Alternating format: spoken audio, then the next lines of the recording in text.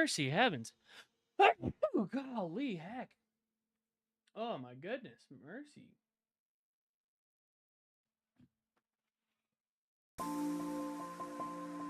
Maybe we... Oops, not that. Silly.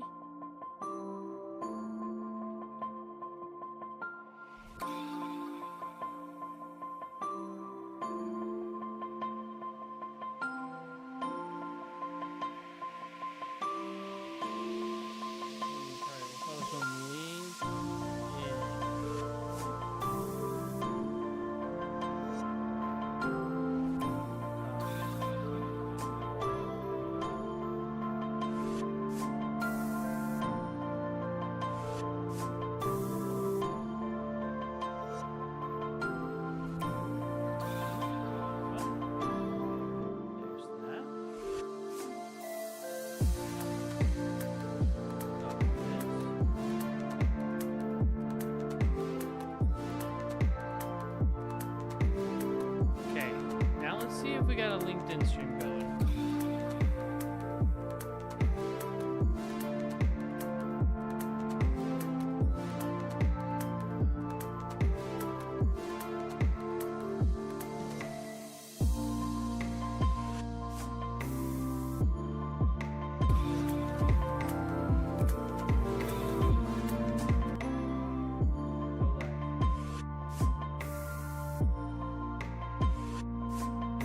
Hey, yo!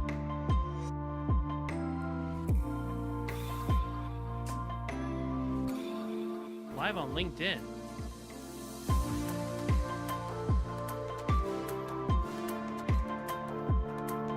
This is kind of cool. Wow, there's a heck ton of links, though. Not a heck ton, it's about 10 seconds. 15 seconds. Okay, well, not bad, all things considered. Bodrix is joined. Correctly join the channel. What?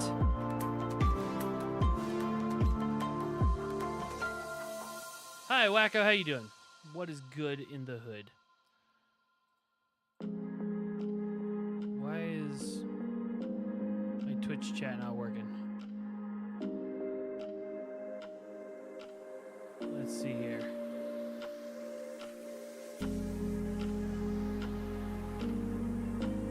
Oh, it doesn't say I'm live. Oh yeah, it does. I'm live. Okay. /ban.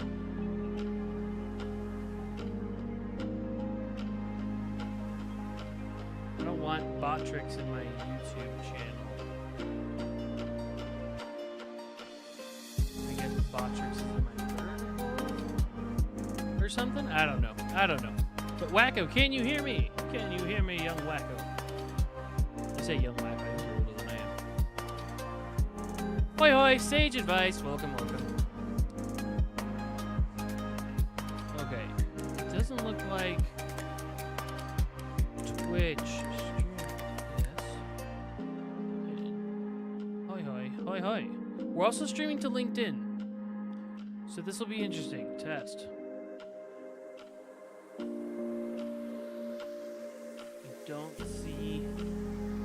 I don't see my Twitch chat coming through.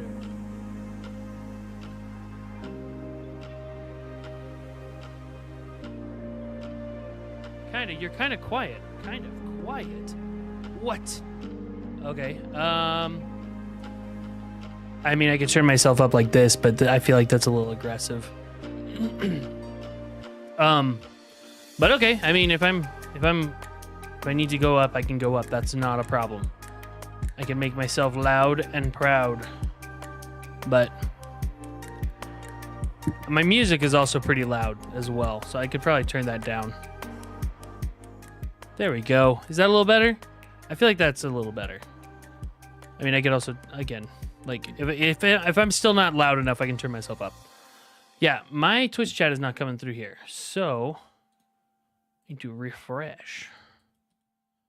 Reload. It's not working. That's better now. Perfect. Awesome. Well, I'm glad. I'm glad that's working. Stream chat. Okay. No, I don't. Settings. Old logo. Let's go. Perfect. Awesome. Well, ladies and gentlemen, boys and girls of all ages, welcome, welcome. Let's see, accounts. Aha.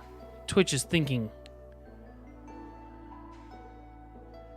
It's thinking about it. I might need to refresh. Dang, boy. You're streaming to Twitch too?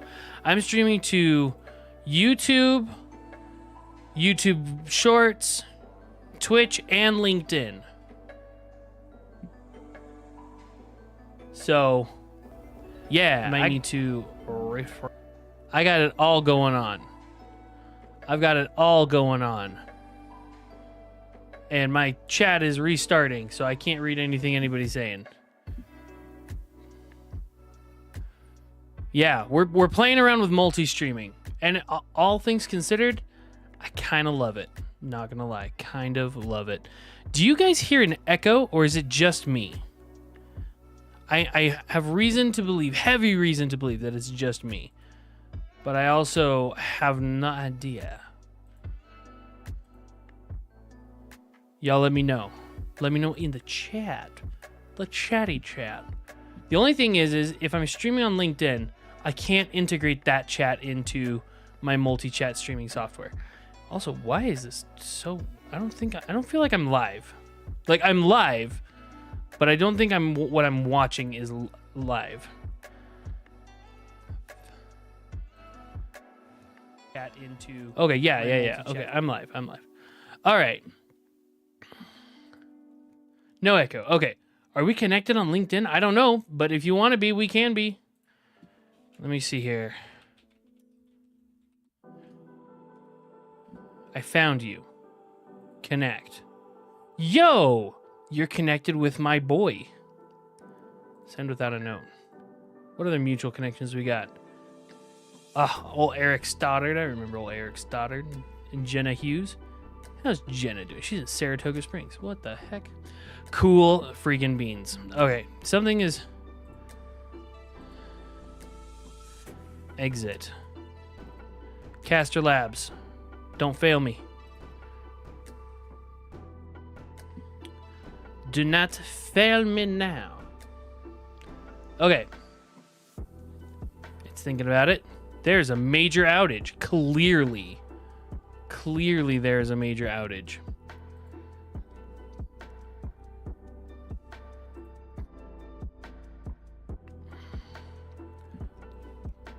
Okay.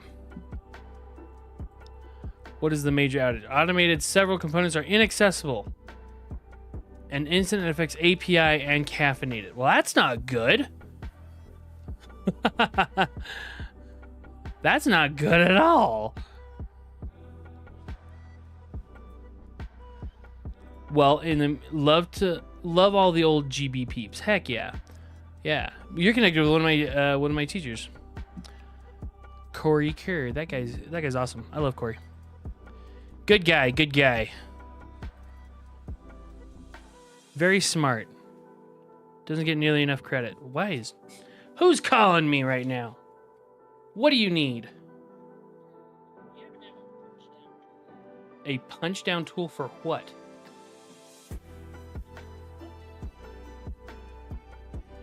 A low voltage punch down tool? Are you helping Aiden with some networking stuff? No, I don't have an Ethernet punch down tool.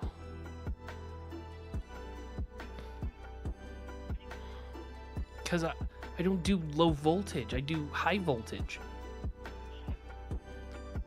No, you don't have high... That's not a thing. I don't punch voltage. Y'all are fiddling with servers when I'm streaming. I'm over here actually grinding. Right now I'm streaming. I'm streaming to YouTube, YouTube Shorts, Twitch, and LinkedIn. Listen, real hustlers stream to LinkedIn, okay? Oh, I'm gonna put you on speaker so you can be on the stream. You're probably like, Say hi to Sage and Wacko. Hi Sage, hi Wacko, hi LinkedIn. Hi. Hi. He was in your ward growing up? What the heck? I didn't know that, Sage. That's crazy. Also, there's a major outage with my multi-streaming tool. I've been logged out from Twitch. Oh my gosh, that's not good. Oh. Just LinkedIn status strong. Reconnect to Caster Labs successfully. Okay, that's cool.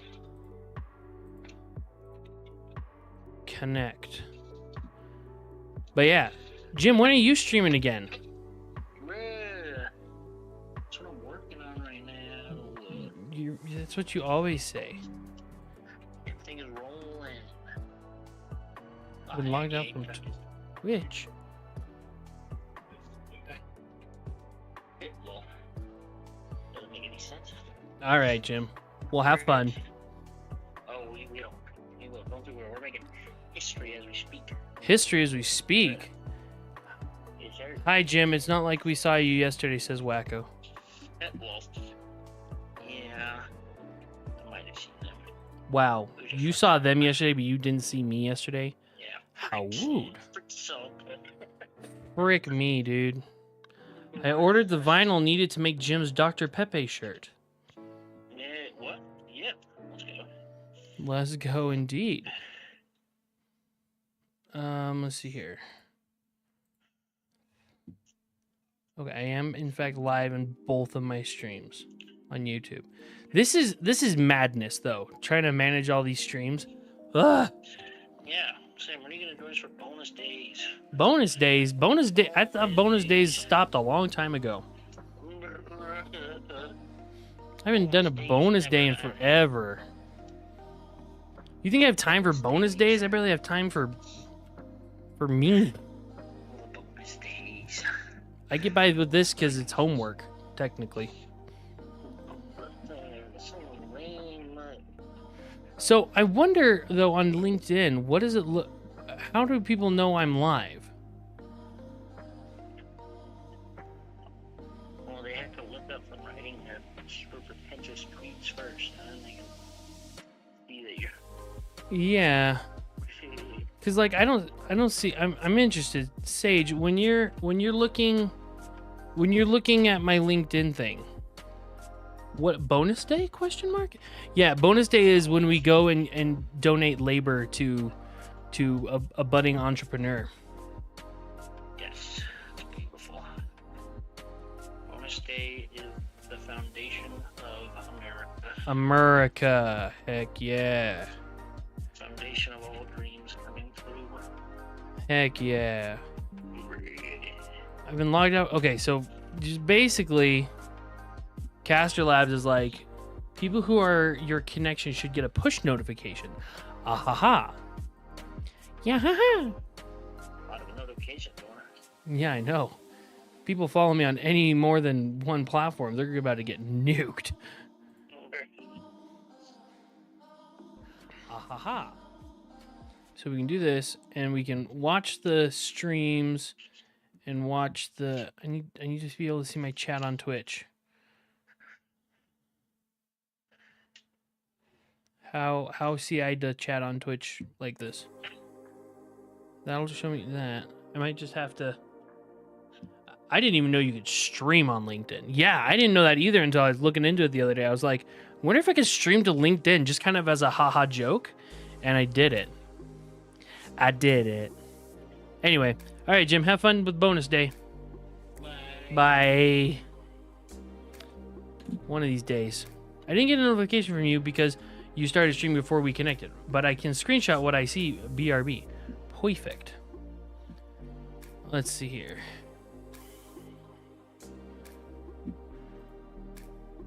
Because, like, I want to... my senior project fell through this semester, but next semester we're doing a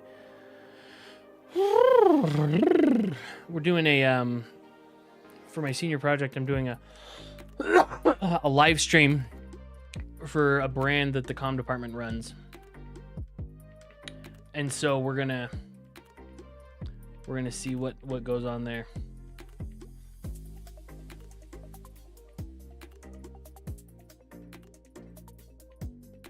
Let's see here.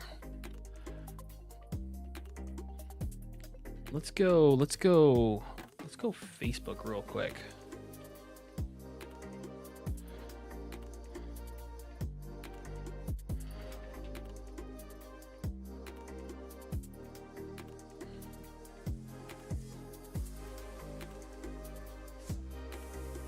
Let's see here. Let's grab.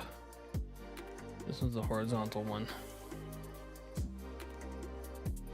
I want to share this one.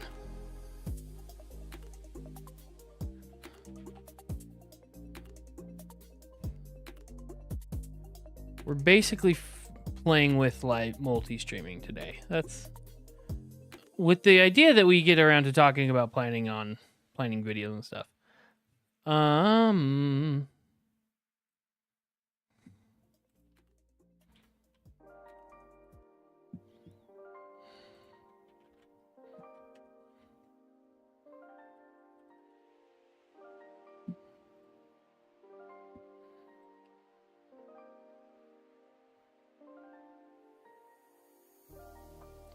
Let's see here.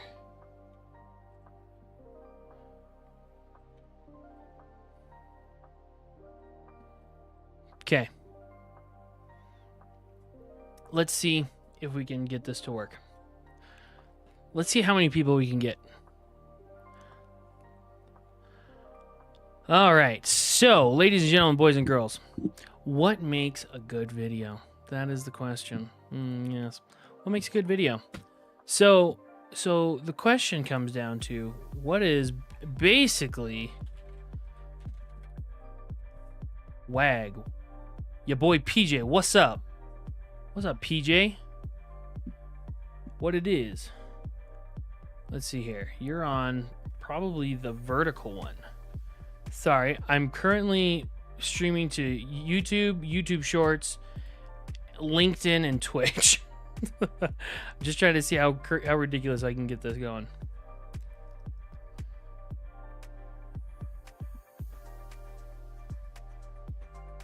Libby can. Yo, show us how to roll a J. Play NBA 2K24 in my option.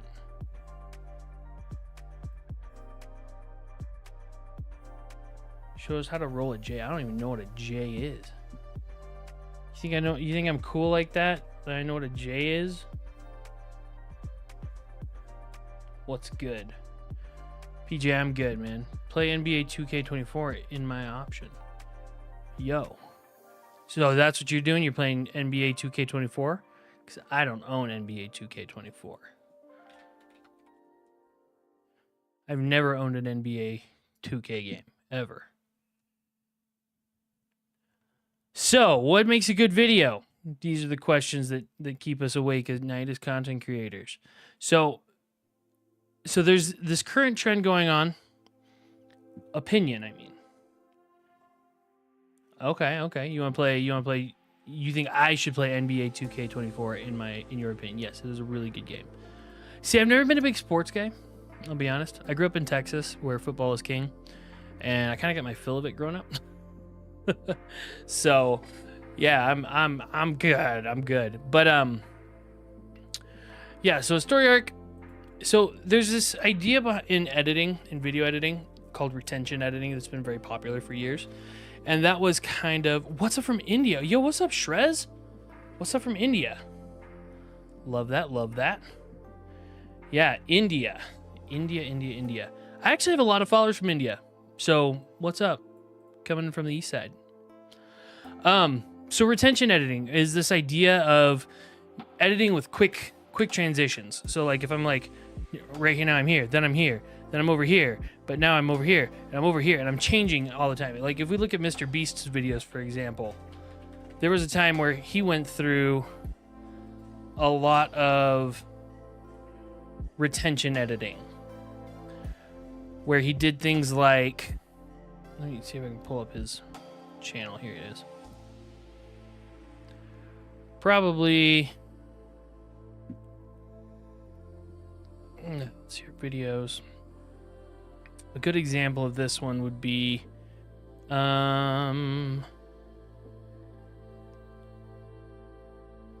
hydraulic press versus Lamborghini.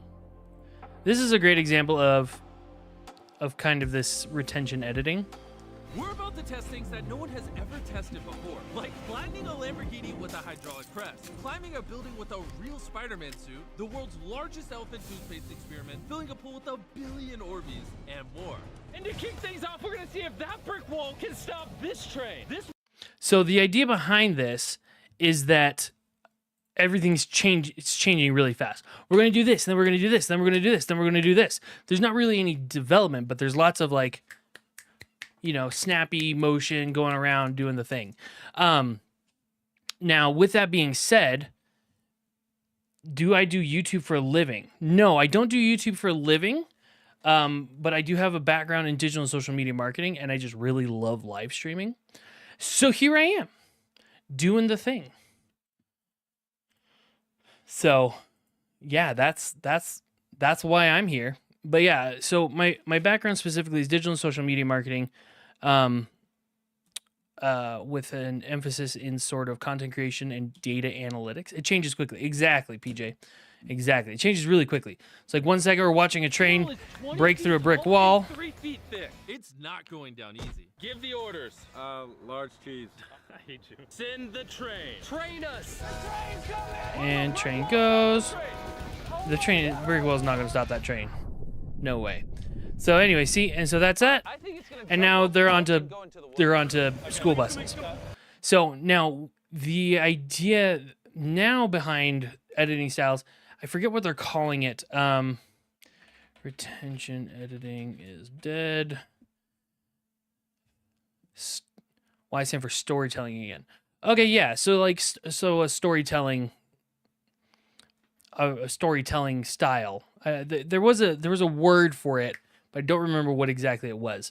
But if you can see through Mr. Beast's other videos, like I survived 7 days in an abandoned city, right? If you've seen this one, there's Chris sold Mr. Beast. Beautiful city was bombed and abandoned. I like Chris. Which means the only people Chris has a very spunky attitude. Not getting political about everything, but like, yeah. I mean, he's got a spunky attitude. I like it. I feel the type of editing is good due attention spans being destroyed. So Shrez, we'll actually talk about that here in a second if you want, because there's some interesting studies that have been done about that I think you'll find interesting. But anyway, the whole point of this story is that it's a story, right? You start out, you land in, you conquer this thing. There's character development. Characters are people here: Mr. Beast, Chris, Chandler, Tariq, Mark, all that stuff, right? Objective: find shelter, right? There's a very clearly defined story. So if you look at story arcs here, right? I just want to see show me the image. Where's the image? Anyway. What's up, bud? You going to bed? Yeah, good night. All right, good night, buddy. I love you. You want to say good night to chat? Come here. Say good night, chat. Good night, chat. All right. What do I make edits on? I use DaVinci Resolve to make edits, to do my editing. But if you look at... I want just a nice big image of it. Images. Give me a nice big image. Give it to me big. Okay, this is much better, and I can do this. What's my zoom key? See you, little bro. Let's see here. What is my zoom key? I forget. Entirely forgotten what my hotkey is. Oh, it's just that. Okay. Whoa. Go back. So anyway, so here we have our sort of our story arc, right? So we have inciting incident, right? In the case of Mr. Beast, I survived 7. I use CapCut. CapCut's good. If you're not super familiar with how professional editing software works, CapCut works really well. So when you're talking about storytelling here, you need to think basically kind of along this roller coaster line here, right? What's the inciting incident, right? Exposition, denouement, okay, which basically means like getting started and ending. So putting yourself out here. So in this, I survived 7 days in an abandoned city. The premise is, hey, we're trapped in this this abandoned city, and the inciting incident is now we need to survive for 7 days, right? Rising action. There's some, there's some adventures. There's some fun. There's things like this. Climax. There's like, oh, there's bottles breaking. We hear glass. We saw this person here. Oh my gosh, what's going to happen? Are we going to run into this people? Yeah, I got 60 followers on there. Heck yeah. And then falling action. Oh, okay, we made it to the last day. Everything's good. And then in the case of I survived 7 days in an abandoned city. There's a bit more of a climax as well, because it's like, okay, we got to go figure out who this person is breaking all this glass. They're really close. Let's go figure it out. And then the resolution is that we find, hey, it's just Mark Rober being silly. We eat some Feastables bars and we survived, right? So looking at this storytelling arc, right? We can see how we get into more of this. We become more emotionally invested. Now, Shrez, to your point about attention spans being absolutely destroyed, there have been studies that have come out here recently about just that case of, attention spans being destroyed and things, retention editing and whatnot. But you'll notice something very interesting in the fact that what about for shorts? Okay, so kind of the same thing. So with short form content, it's wrecking people's mental health, right? There's been lots of studies done about how people are more and more depressed now because of this shorter form content. And I think and I don't have any studies to back this up, but I think what it is because that type of connection completely removes, or that type of content removes any type of connection from people, right? Why do we enjoy watching Harry Potter? Well, it's not because it jumps around super quick. It's because we fell in love with Harry Potter, Ron, and Hermione, right? We fell in love with these characters. We want to see how they turn out. Why do we make friends instead of just, hang out with random people in a cafe all the time? Well, it's because we build these connections with people. When we watch longer form content with good storytelling in it, we build these connections, and it actually has been shown to improve mental health. And so people are kind of gravitating more towards this long form content. Think like podcasts, video podcasts, things like that. An interesting case study for that is actually Caleb Hammer. Caleb Hammer has an interesting story arc. He's a financial advisor. I graduated from Liberty University in 2012. Just a big, and then the skills underneath it are like, I'm really gonna climb relations. So like, shorts just don't build the same communities like long form does. It's true. So his videos, right? He comes through this whole situation where it's like, you should try to keep pulling out credit cards until you get to like 15,000. What the f- told you? So we get this sort of this Constantly. start Were you over where here we when introduce the Super Bowl? characters here. The characters in this case are who it is just he depends on interviewing? Who is he when the last talking week to, were right? happening, 'cause, like, And then in the as we winter, go from there, a lot we of get seasonal into more of like, fluctuations and, you at know, this point it's this is a like, that sponsorship seems like ad. the only option. So Could be a lot worse. we start getting Yeah, the Celtics into, qualifiers if you look in my at score, but these, I Dark can't say I'm Hammer surprised. financial score link in the We description start below. It's to free. get It's the fun. idea of what got is the problem, right, with the PayPal. rising action here. PayPal. Okay. Debt. And then, Well, the you broker know, that I we spoke start to was getting like, some "Yeah, we can conflict. make it Forget about happen." this. You see his Oh, body please don't tell language. me You're gonna do like worse. I've seen worse. Yes. He's I getting have frustrated. seen someone He's piss talking themselves louder. in front of me, drunk out of their mind. So he's basically, this rising action's taking place and everything's going on and on and on. And eventually we get to the point where his thing is he's talking about all this stuff, and then he's got a very short resolution and a falling action. Basically, he starts talking about how breaking down their budgets and stuff Wait like that. until It's too late to get these incredible. Cheaper therapist. So you need But a with you need the a current budget. costs So after car insurance, insurance, my this, therapist groceries, is that, only gas, that, I go once a TP week. fund, that. and I don't know then- what TP fund is, but So let's get your minimum monthly expenses. so he basically goes through Anything this else? and then gives them But he's kind of expensive. what basically a plan to I don't want move you to walk away forward. from this. You signed the contracts. Let's be an adult. Let's pay for it. And I know you can do it. Pick up as much overtime as you can. Now, what sucks I did recently start a second job. Really? Yes. How much So are you it's bringing in? 14 an hour, but it's not a lot of hours. How many hours? It's about 6 a week, doing weekends, and then They're like begging. Then at the he gives Cyberpunk them site. at the end Begging, the Hammer like financial 23 bucks score an hour. Like, as they'll kind of accept like anyone off the street. the They're like, stamp, "Please, we the stamp need there you." of like we're Like- done. So if you haven't watched Caleb Hammer, even if you're not interested in finance, just looking at him from like a content perspective, very, very interesting to analyze his content strategy, his storytelling, and things like that. So the question then becomes, how do we bring this into our content? Right now, obviously, I am toilet paper. Yeah, of course, the toilet paper fund. How could I forget? Gosh, I'm such a silly dummy.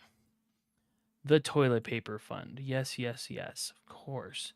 So anyway, so then the question boils down to then, how are we bringing this format into our own videos, right? Wow, lol, wacko.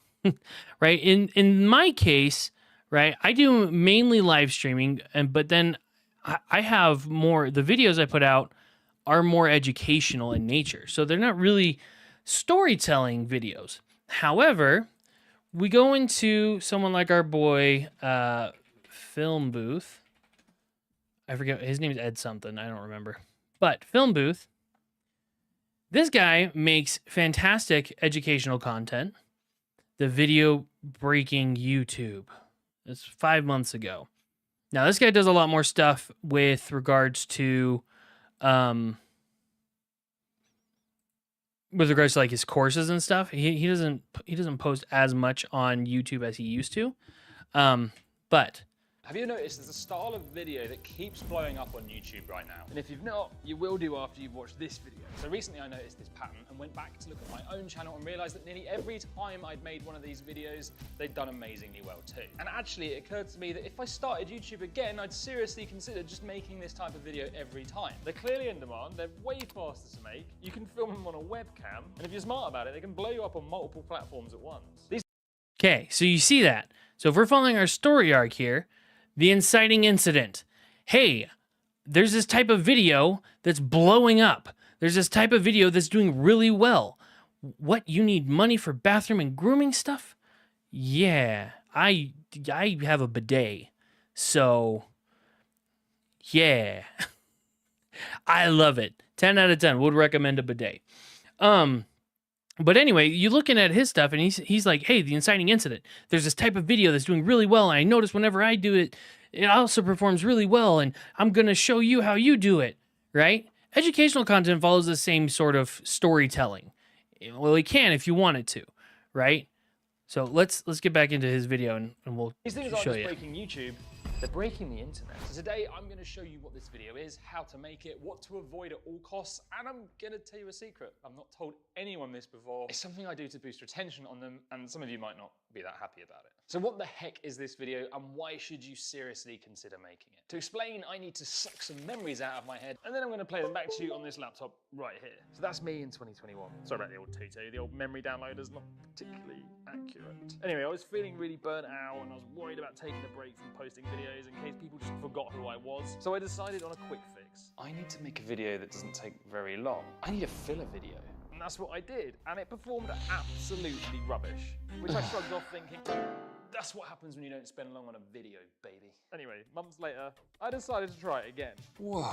But this time, the video picked up 200,000 views really fast, and I realized Game my Theory and dumb Jason's mistake channels the also first usually time. follow Hang that on a story. second. Yes. So I made another filler video, and that did okay. And then another, and combined they picked up like 2 million views. You're a flipping genius, Eddie, baby. No one's more handsome or smarter or funnier or taller than you. So before I reveal why this one failed so badly and how to make this type of video, let me show you what this magic views beast is, because I think it might surprise you. Ta-da! It's just a really simple interview video. This one has 1 million views, shot on a webcam. This The one, tutu. 200,000 views, Yeah. shot on a webcam. And this is a more recent one, shot on a webcam. What I love about these filler videos is they prove you don't need anything more than a simple setup to get insane results, so long as So, here we are in our story arc, right? We're getting to the rising action. We're now kind of at the, I wouldn't call this the climax, but we're getting up there. That we're getting the rising action. We're getting the information that was delivered. This isn't clickbait. We're actually getting value out of this video right now. And so following this, we get kind of that same sort of, you know what I mean? That same sort of impact, that same sort of, not impact. Impact's not the right word.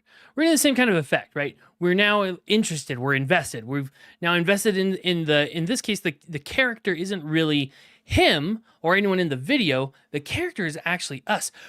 Chase Tucker. What's up? Dude, it is the Sam Thomas. Sam Thomas. What's up, dude? How you been? Man, long time no see. We're talking about content creation. And we're talking about how educational content can follow this storytelling arc. Ooh, fancy stuff. Very fancy stuff. So anyway, talking about that, right? In this video, we're not really, there's no character in here that we get invested in. The character we're getting invested in is ourself, because he's talking about how, hey, you can do this. This is what's going on. You know, basically he's brought us into his shoes. So, you follow the rules and the system. yo, thank you for subscribing to the channel, Chase. Appreciate you. Blew up. When you interview someone famous, it'll always do better. Well, don't think that, because rule number 1 is the reason my first interview failed, and we'll show you why you don't need the one and only Sam Thomas. That's right. So let me explain this golden rule. On a scale of 1 to 10, how interested are you in listening to this man? All right, what about now if I told you that man invented Nintendo? How interested are you? When you make an interview video and you don't talk to someone who has a personal brand that is instantly recognizable by a lot of your target viewers, all you need to do is work out how to represent the most interesting thing about them in the thumbnail and title to get the click. Now, it's got nothing against your guest, but naming them or even using their face in the thumbnail could actually do more damage than good, because your viewers won't understand who they are or what value they have to offer. And that's why my second filler interview did so much better than the first, because I didn't mention the guest at all in the thumbnail title, but instead just focused on the awesome thing they had achieved that really appealed to my viewers. Okay, so another way to interpret the story arc right here is imagining this whole story arc multiplied several times. So we have the inciting incident. What is the style of video? Oh, it's like this. Okay, cool. Boom. There's the reveal, and then the basically the finishing explanation of that point, right? So really, this whole story arc is kind of like, whoa,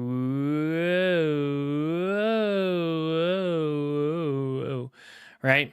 So ideally, you would want your final big climax to be near the end, right, to keep people hooked. But you want to make sure that each culminating point is one that's going to maintain. There is an argument to be made about retention editing still being engaging when you're doing this sort of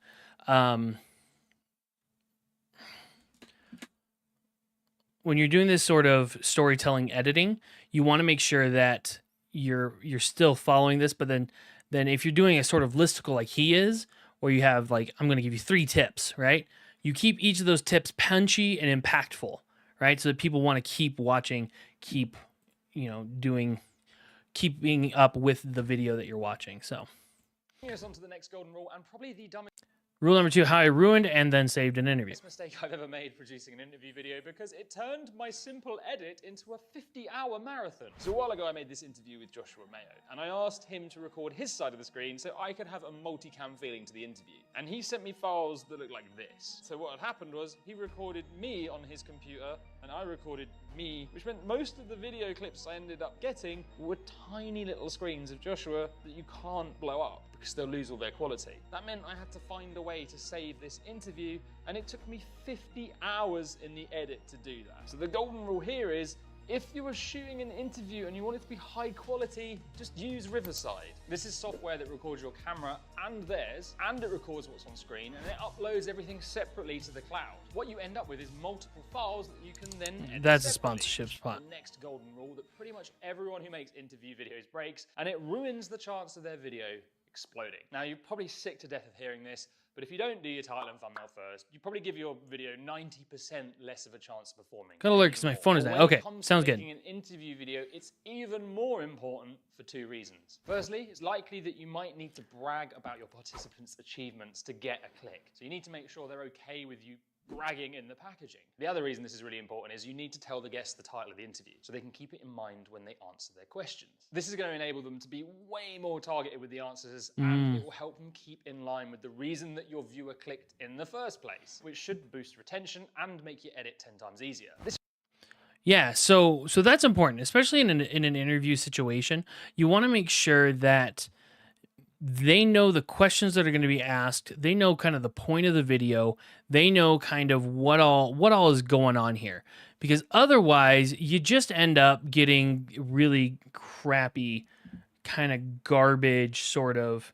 Hey, can you get the groceries in the garage? You're calling it, but you didn't answer. Guys, I'll be right back. The honeydews are here. Give me a second.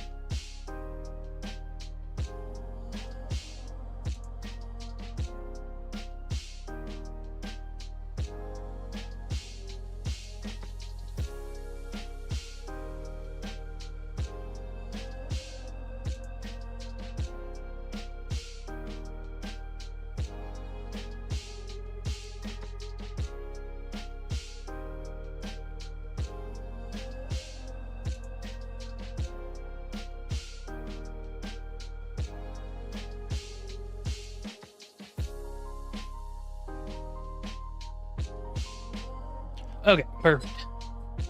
We are back. So, good grief. Okay, turn that music down a touch.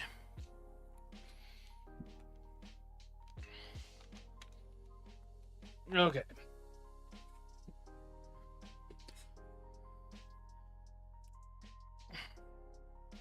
Oh, good grief, Sam. Come on.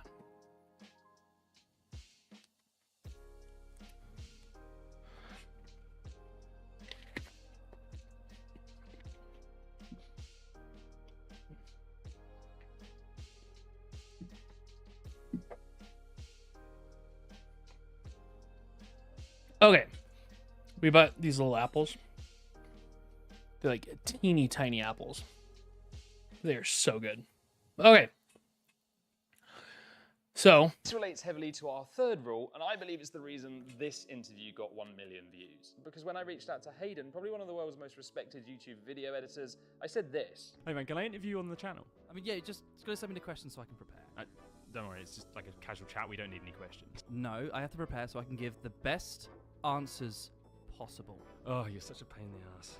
I know, it's great. Okay, maybe I didn't say that. But he was totally right. And I remember after that interview thinking to myself, that was See? hands down some of the best information That's what I was I've saying. ever heard. The way he explained things was so perfect. He'd come up with a metaphor the night before to explain an often really complex point about quality versus quantity. And hundreds of people commented how it had been a really big light bulb moment for them. So send your guest questions, ask them to prepare, let them know who your target viewers are too, and the big problems and interests they have, and gently remind them, hey bozo, this is a filler video you're gonna be in, so take it seriously, put in the work, and we might get 1 million views together.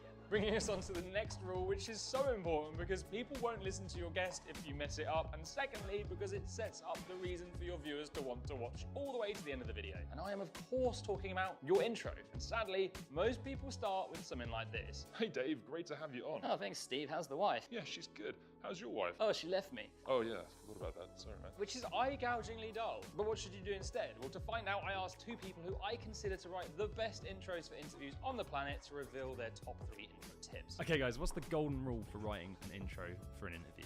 We have two. One we call the slap. We're gonna hit you with a really piece of valuable information that can essentially make you go, wait, what?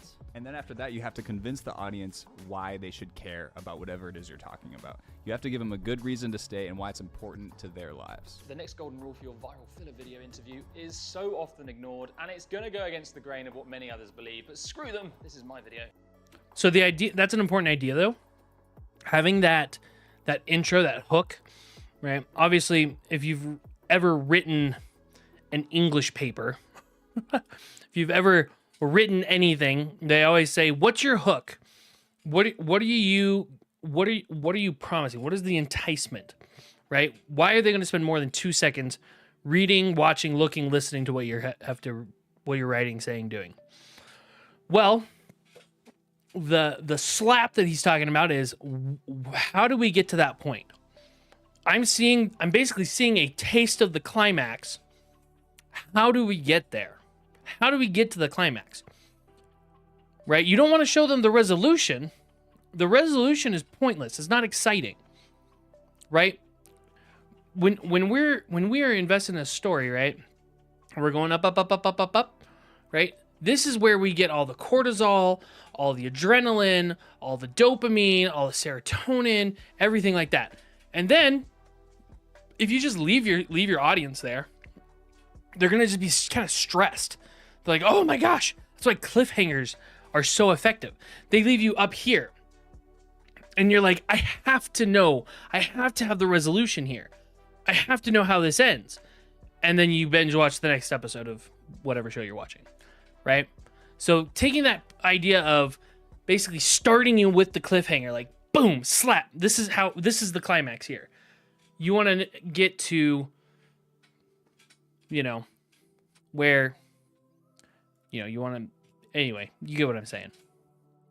So what the heck I want? That is because I believe you should. Mostly it's, I'm writing this for. Here's why. The UK Office ended forever after 2 seasons, and everyone was like, "Oh, I wish there was more." The Simpsons, however, nobody's ever wished there were more episodes of that for the last 15 years, probably. And that's how I think of interviews. Make people wish there was more, and to do that, you need to cut out everything but the best answers, so you create that give me more feeling. But also, the best guests in the world will go off on tangents or give answers that are weaker. So do them, your viewers, and yourself a favor and delete anything that isn't top-notch. I mean, you wouldn't leave a section in your regular video that you didn't think was that great, would you? Now, I'm going to caveat this and say this is my way of doing it. Other people leave everything in, which keeps it more authentic. But if you're like me and you sprinkle interviews in on your channel and your average video is only about 10 minutes long, a 60-minute interview might not be in line with your viewers' expectations, although you can test things out. Don't let me stop the test fest. All right, so remember earlier when I said there was this thing that I did to make an interview retention higher that you might not like? It's time to reveal that thing. Don't get annoyed at me, okay? I'm telling you for a good reason. So what tends to happen when you interview people is they sometimes answer a question you didn't really ask, because when you talk non-stop for like an hour, that just happens.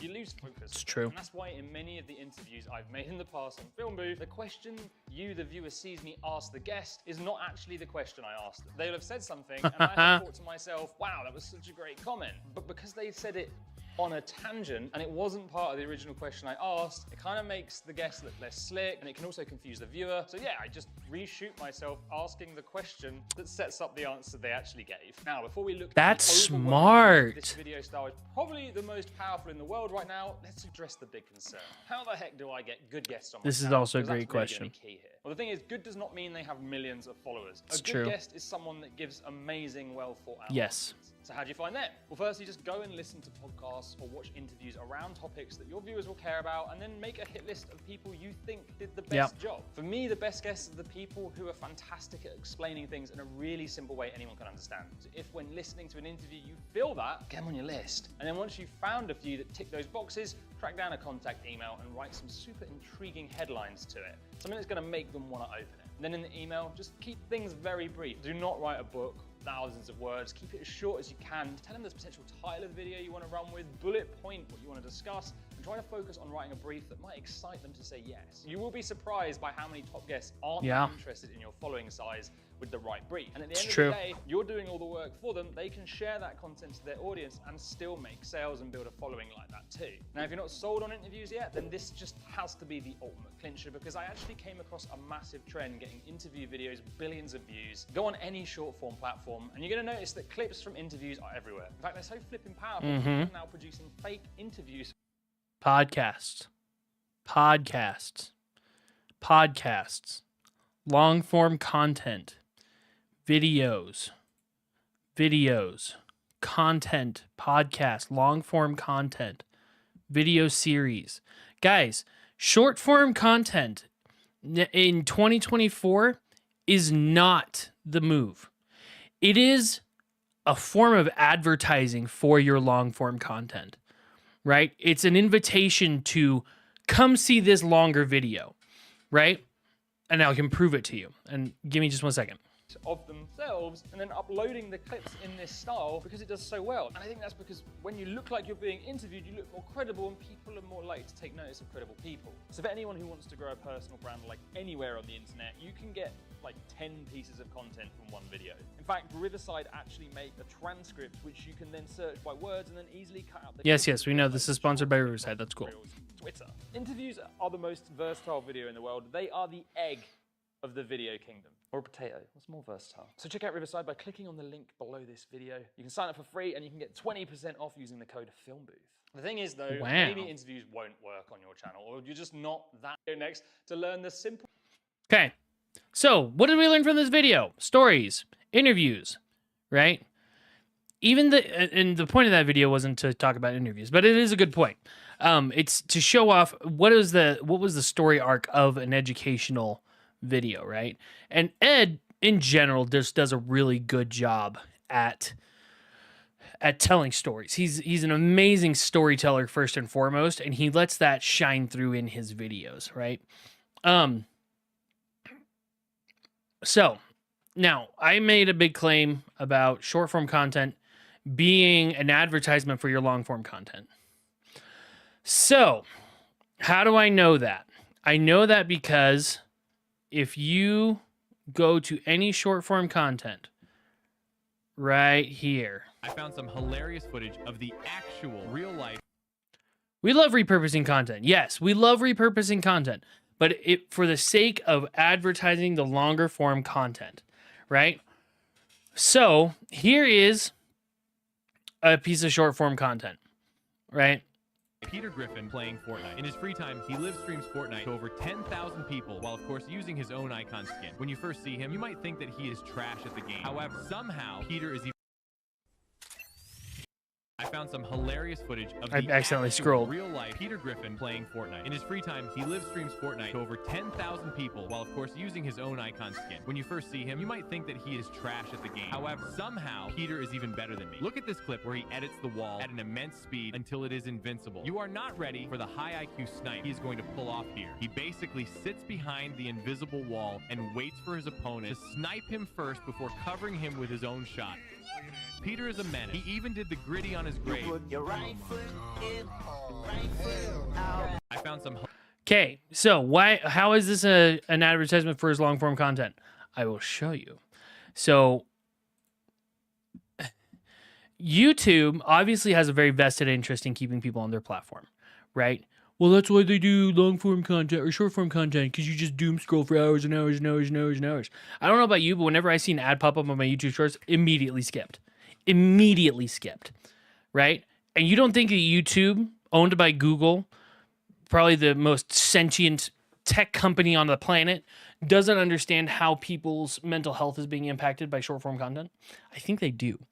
So that's why YouTube has included this little link right here. If I click on this, where does it take me? Using one of these emotes. The reason for this is that another Fortnite is video. becoming family friendly. Some emotes Right? I'm about to show you are way too.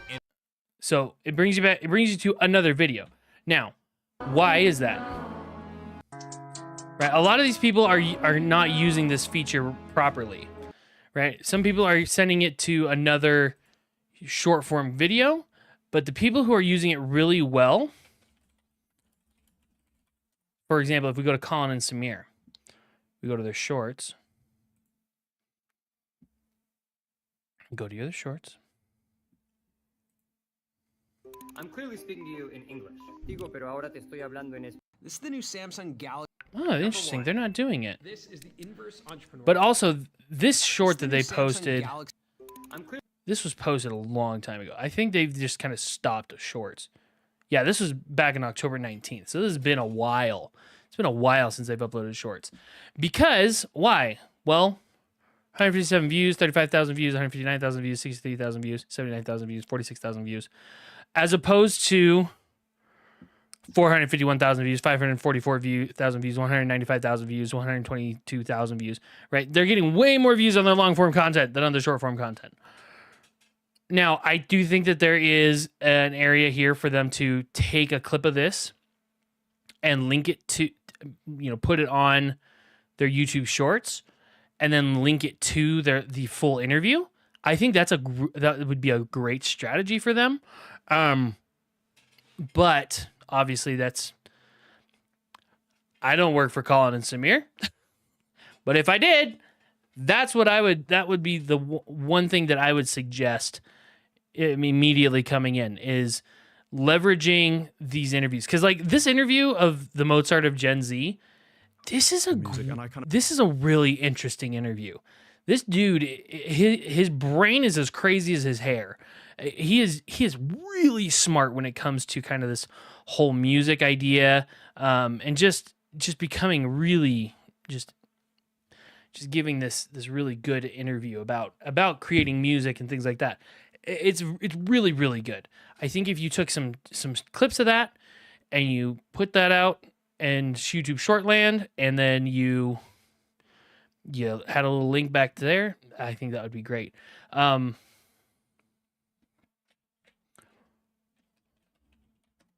Let's check out Ludwig. Ludwig is also really good. I know he puts out a lot of shorts. This one is from Stop Scrolling. I'm not. Don't worry. I'm not scrolling. This is from 33 minutes ago. And he has a link down here. I watched 500 YouTube shorts to answer this. Scrolling. I know what comes up next and you're not going to like it. I watched 500 YouTube shorts to see if there's anything of value on this website, and all I found was dog AI videos, a bunch of stolen content. See? And cooking videos. I like the cooking videos. I'm stuck in this game, but you're not. Time to get off the website, man. Stop scrolling. See? That's what I'm saying. That's exactly what I'm saying. That's what I'm saying.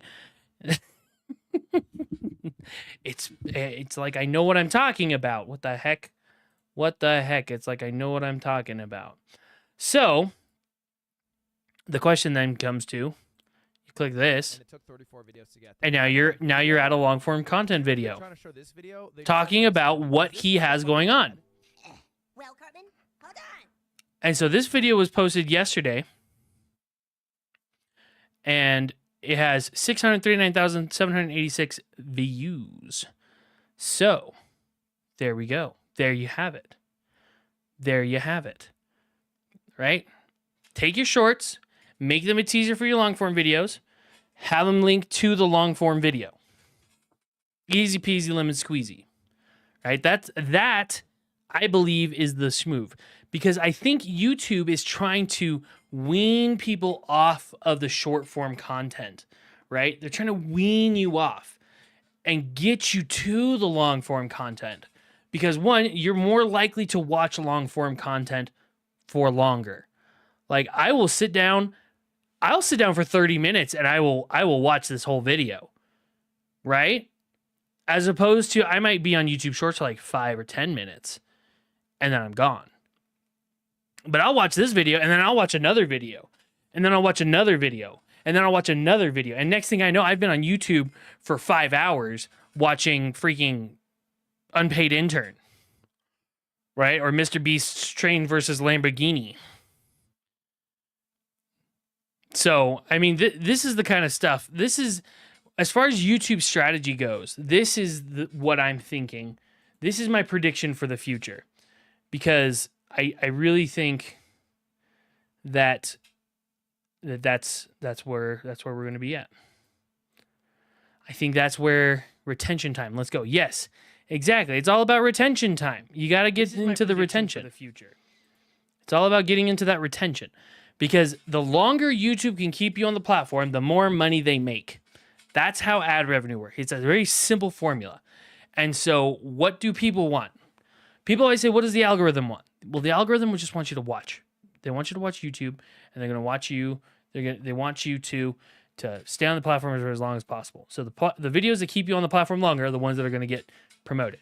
Now, why is that? Why, though, is the algorithm promoting those videos? Why do people watch them longer? Well, it's because people are predictable. It's not so much technology as it is psychology. If you understand the psychology behind why people watch the content that they watch, that's why understanding your target audience is so important.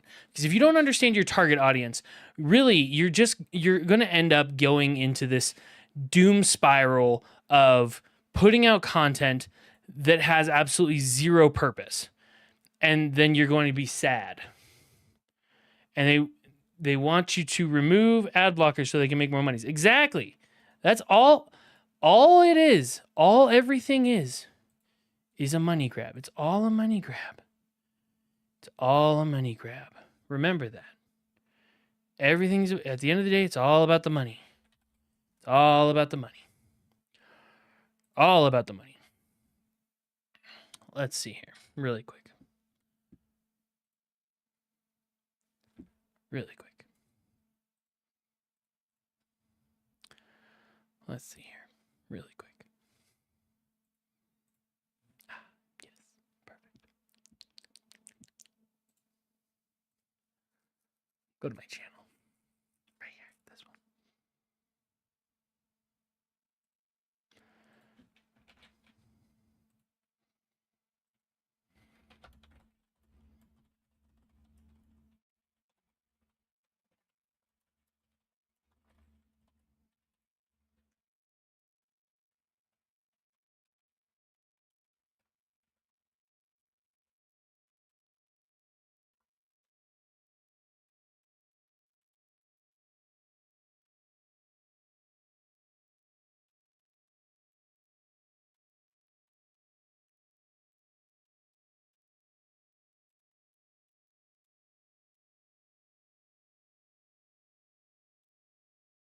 Bababooey.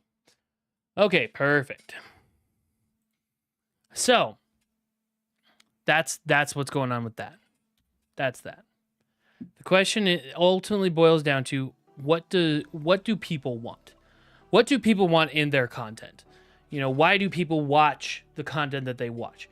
Right? Do me a favor. If you're in chat, who are your 3 favorite content creators? And that could be TikTok, YouTube, Instagram, friggin' Billy, I don't care. Whatever platforms you have, whatever platform you enjoy watching your content on. Tell me who are your 3 favorite content creators, and tell me why.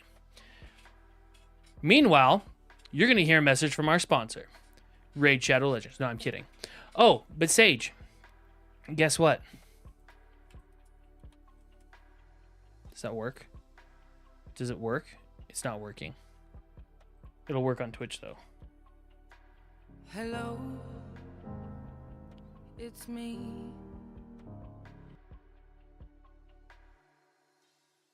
It's back. It's back and it's better than ever. Only on Twitch. Twitch.tv/SamThomas_. Yep, it's all, I got a lot of it working. Not all of it's working, but a lot of it's working. Like this is working for the most part. Oh, okay.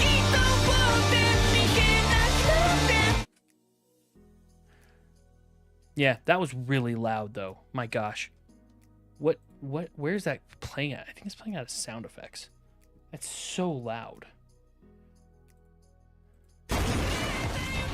There it is. That's much better.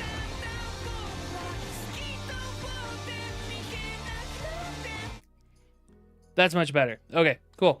Yeah, so anyway, so it's all working again now. We love that. We love that. But anyway, back to some of our what we were talking about.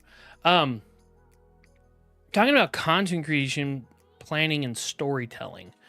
Yeah, the question is then when you're planning out your content, always be thinking about that. What journey am I going to take my viewers on, right?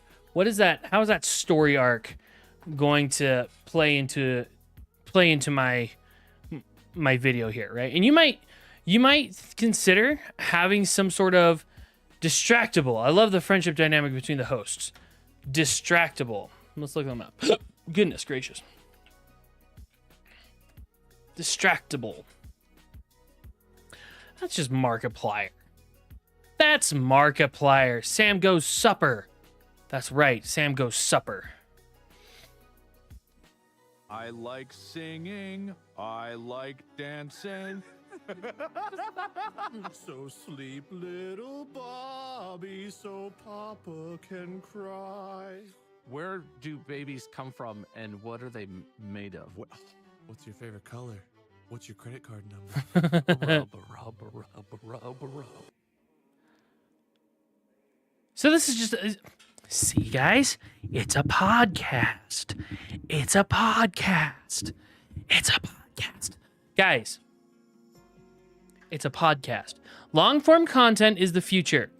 I dare you. I dare you to try and to prove me wrong here.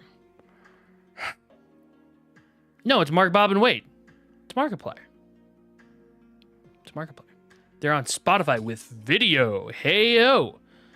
Yeah, Markiplier made a really big push there on Spotify with his podcast to beat out Joe Rogan. I'm sure you remember that. You and Wacko are very avid Markiplier fans. So that's a yeah. I'm sure you remember his push on Spotify to beat out Joe Rogan. But yeah. Oh my goodness. That's the but yeah, so it's the dynamic, right? Let's watch this. Why Among Us sucks. I'm wondering why you didn't $3 go into, 3 minutes and the 43 Among Us seconds. phase, unless you did you No, I hate that game.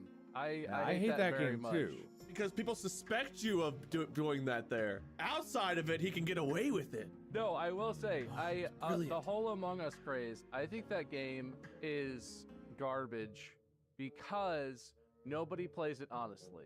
The thing about Among Us is, if you go into it and from the word go, you're trying to cause problems, even if you're on the side of the non-evil people, even if you're not a traitor and you're like being suspicious on purpose, it's random. It's random bullshit. You have to go in earnestly, and like, I would constantly be like, hey, what's up?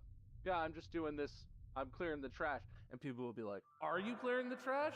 That took way too long. That's not how long it takes to clear the trash. Why are you saying? And I'm like, I get that you're suspicious of everyone, but I'm honestly, like, I'm trying not to be suspicious.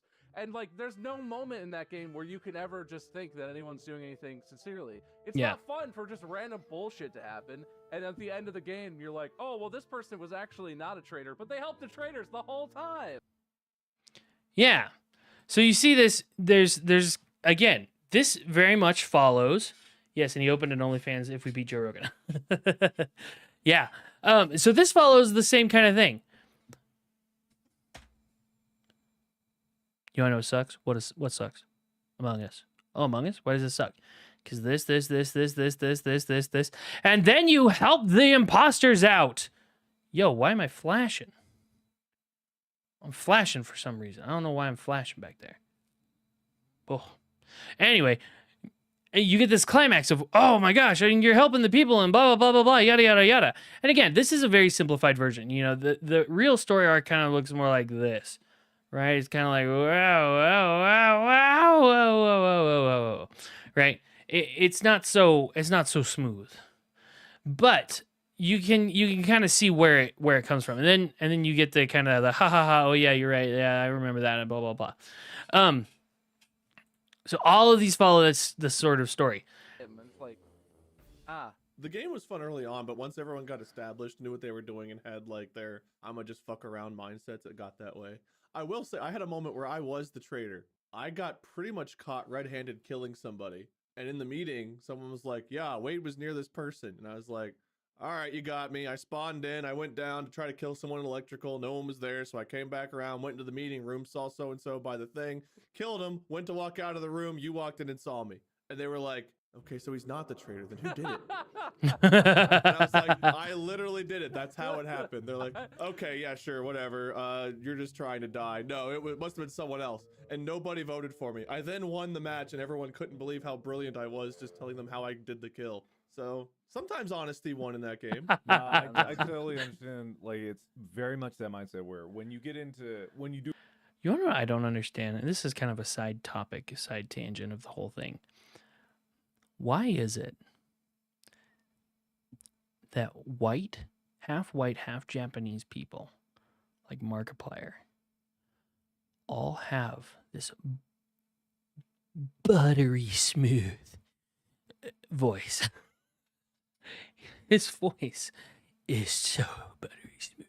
Do the streamer life and the streamer grind set, and you're on hour 800 of your thousands Among Us game, and you know every single frame of every single animation in there, and you know exactly where your mouse needs to be for every pixel. I just, anytime you get to that I hesitate to say the term good at a game, it does kind of ruin the fun for everybody. Well, and then there's like the whole. You know what's interesting though?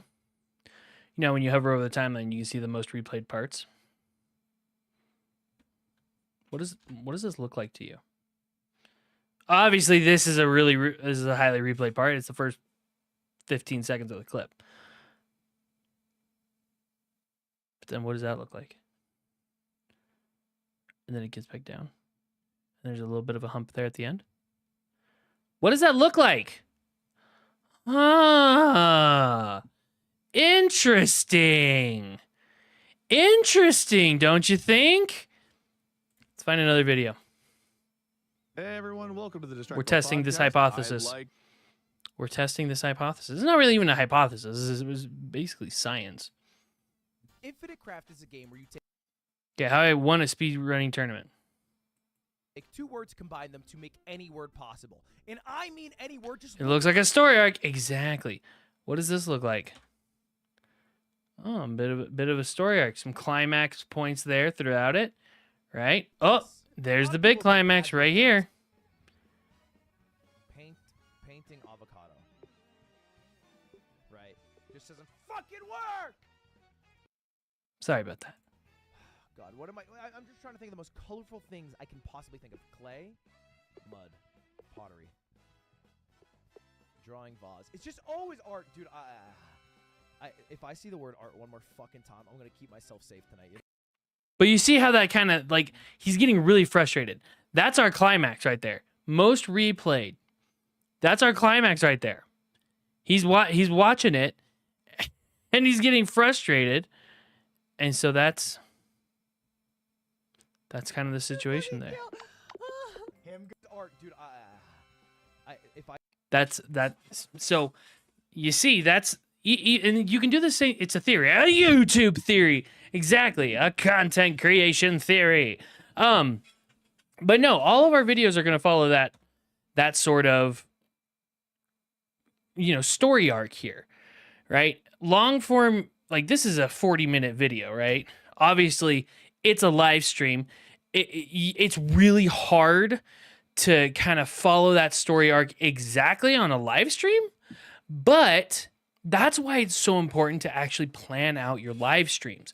What is your goal, right? What are you going to accomplish? Like if you're going to play a game, don't just play a game. Give people a reason to watch you play that game, because I promise you they are not watching for your sick gameplay. I'm sorry. I know you think you're God's gifts to Apex Legends, but you're not that good. You are not that good at Apex Legends. Okay? So, you got to think to yourself, okay, why are they going to watch me then? Well, they're going to watch me grind and they're going to join me on this journey and invest emotionally in getting to a certain rank. Or maybe we're going to go and try and drop 15 tactical nukes in Call of Duty or whatever. I don't know. I don't play any of those games. We're going for the Triple Crown Victory Royale in the friggin' whatever, Fortnite. Right?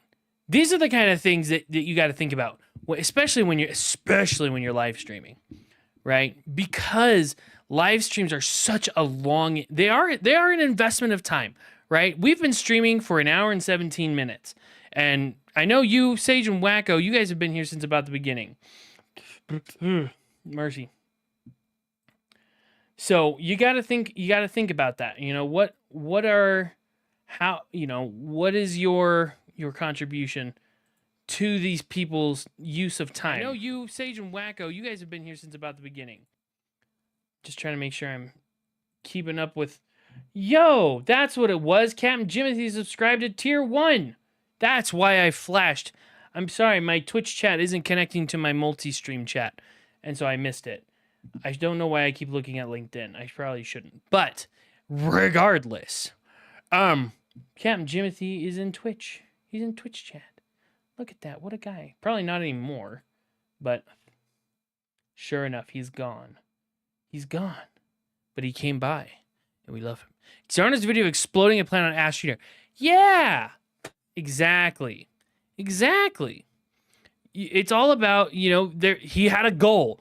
We're going to blow up the planet, right? And then he takes you on a journey, right? If we were to follow the story arc here, right? Paint. Right? If we were to follow the story arc here, here's what it would look like. Like when Sam paid me to play Fortnite. Exactly. Okay, here's what our story arc would look like. If I was Xanra and I was making that video, right before I blew up the planet, I would go, all right, 5, 4, 3, 2, 1. And I would press the button, hear a click and a beep, and then I would cut. Okay? High engagement right there. Like, oh my gosh, he's about to blow up the whole planet. I got to see how he got there. All right? And then we're like, all right, today in Ash Jr., we're going to be blowing up the planet. Perfect. So now we've established our thing. All right, and then we're going to do this. You got to get tons of dynamite and tons of this and tons of that. Okay, we're getting ready. All right, we're placing the TNT all over the place. Oh my gosh, I died and lost all my stuff. Oh my goodness. Oh gosh. All right, we got all our stuff back. We're going back. We're placing all the dynamite. All right, we're about ready to hit the button. All right, I think we're ready. 5, 4, 3, 2, 1. Boom. Oh my gosh, the game is lagged. Oh my gosh, everything's going crazy. Oh my goodness, that was awesome. That was crazy. I can't believe we did that. That was so cool. And look, I died. Of course I died. But look at the crater in the planet. Oh, how cool. Thank you so much for coming. Like and subscribe to the video for more. That would be the video. Right? I paid you to play Fortnite. Okay? We can do that. I would start off with a clip of you doing something crazy, either dying in a crazy way or winning in a crazy way. And I'd be like, I paid this streamer, $20 to play Fortnite. And I'd have videos of you his videos are under the 90-second crew of Jim Sailor Lol. I would, and then I'd show like you complaining about it and stuff like that. Oh, I don't want to play Fortnite, blah, blah, blah. It's stupid. It's for children, blah, blah, blah. Right? To really sell the fact that you hate this game. And then I would do everything in my power to paint this picture like you are actually having a good time, because you did have a good time. And then it comes off with that crazy clip of you actually doing something awesome, and then coming back down and then showing off we got the Crown Victory Royale or whatever, something like that, right? Would be the schmoove there. 90-second crew of Jim Bad the Sailor. Now we have to go watch that. YouTube.com. 90-second crew of Jim Bad the Sailor.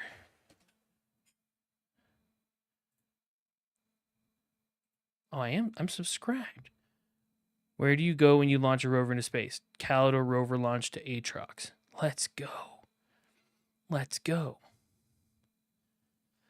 Well, exactly what Wacko sounds like. Sometimes, yes. Sometimes, yes. That's so funny. 90-second crew of Jim Bad the Sailor. That's hilarious. I need to play Ask Junior again. We need to bring back community nights. That's actually a true thing. We actually do need to bring back community nights. Community nights are fun. Ugh. There we go. Community nights are fun. We got to bring those back. I think that would be muy beneficial.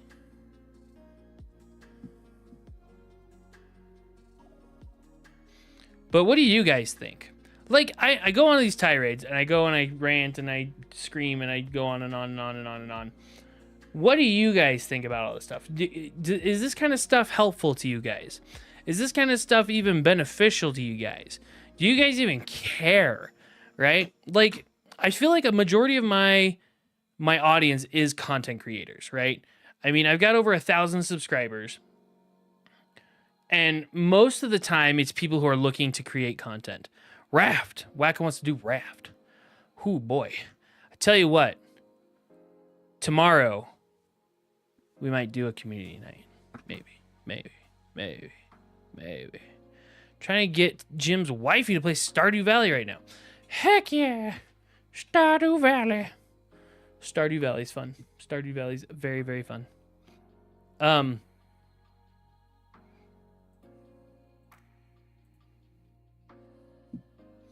But yeah, no. So like getting into this, like I feel like this is the kind of stuff that people like. If I could make any changes to the content that I see on YouTube on a grand scale, that this would be it. Just people putting in a little more effort. I find it beneficial and I care, but I work in marketing. Yeah. No, yeah. And that's the thing. Like, my audience either works in marketing, they are content creators, they are, things like that. And so I feel like this is the kind of stuff that they find valuable. And my audience isn't necessarily like, like Neil Patel, like advanced marketers. Down for community day, baby. Let's do it. Yeah, love me some community day. But yeah, that's the thing, right? A lot of my audience is that kind of, marketing-esque sort of people. So anyway, that's neither here nor there. Goodness gracious. Oh man. Exactly. So for the audience are going to want to watch. Yes. Exactly. The question is though, how do we get them to watch? Now, I think it's interesting to share this stuff. So here's my analytics live, right? My live analytics. So this is from the horizontal.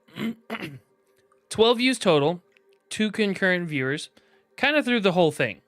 Average view duration is about 13 minutes, right? And so we've bounced up to as high as 4, right? Now, if we go to the vertical, we've had 39, which is arguably a lot more than 12. But you see, they come and then they don't really stick around. They don't really stick around a whole lot, right? The average view duration is only 26 minutes. Why? Because they're on the shorts feed, right? They're on the shorts feed. And I have to immediately capture their attention on the shorts feed. So while, yes, I get more views, it's a lot lower average view duration. As opposed to this one, a lot higher view duration, way lower view. Now, LinkedIn, I don't have any data for this. Not right here, at least. Let's see here. If I go to analytics over here, yeah, it still doesn't. They bounce fast on. Yeah, they do. There's a really high bounce rate on short form. I don't have any live statistics for the LinkedIn live stream. For the Twitch live stream, I don't have live statistics for that either right now. So if you're interested in those statistics, let me know, and I'm happy to share those with people. But like I'll share those in our Discord or something. Which, by the way, what the heck?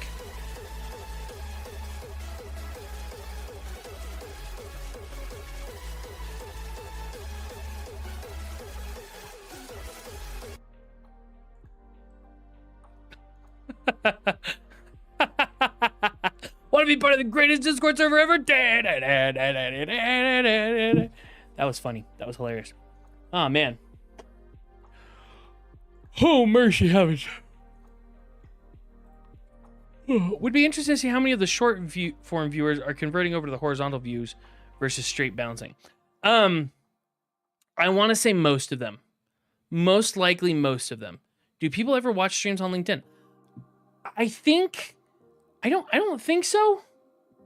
I don't think so. I feel like I have people who, if they really cared that much, they would have commented.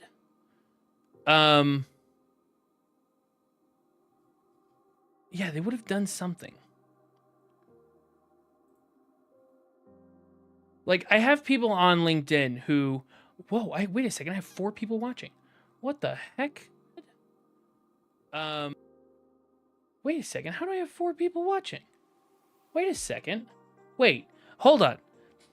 If you're watching on LinkedIn who, whoa, wait a second. Can I have you type something in chat for me, please? If you're watching on LinkedIn, can you please type something in chat? I'm currently conducting an experiment. If you could do that for me, that would be splendiferous. Absolutely magnanimous. Hyperbolous.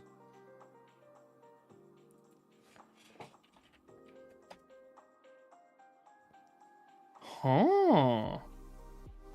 Nobody's typed anything yet, but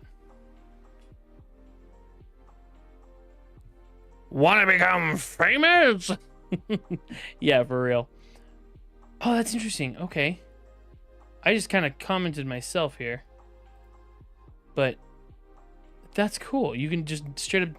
It looks like it's not really a chat as much as they are just comments on the live stream. That's interesting. But like at the same time, I can also mute the message.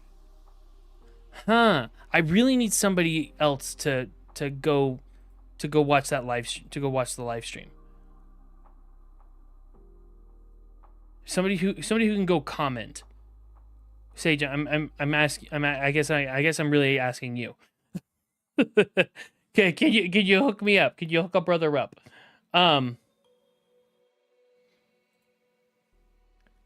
Somebody who can go comment.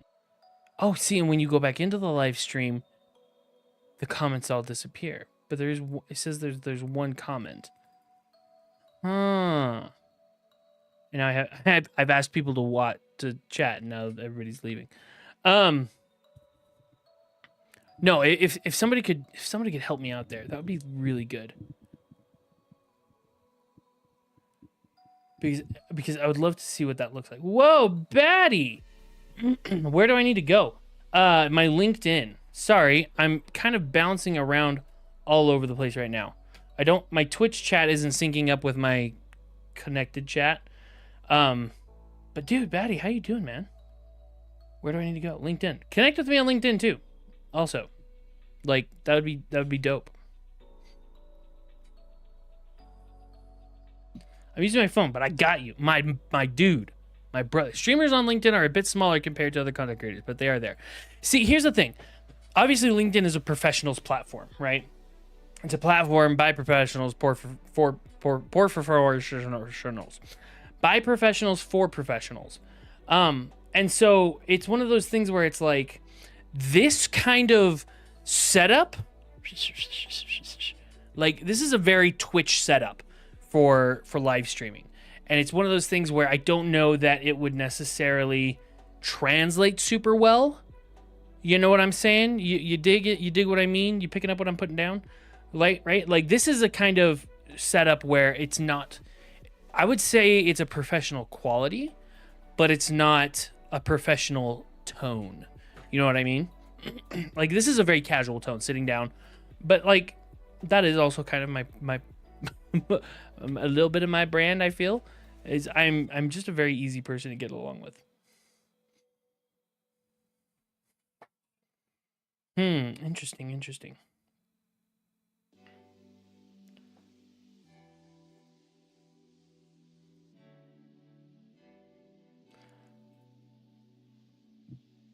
Let's drag this over here so I can see both. Trying to comment LinkedIn on mobile is being done right now. Yeah. No, it's all good. It's all good. What does it look like on? Oh. See, now that's weird because it's saying helping test the stream. And I have it right here. It's on my phone. But it's not popping up on here. See? There's nothing there. Maybe if I refresh. Okay, see, now it says 2 comments. Interesting. I do be. Most streamers on LinkedIn are doing interviews or more professional, like you said, not RGB, sadly. I know. We need less boring professional streamers, more of this.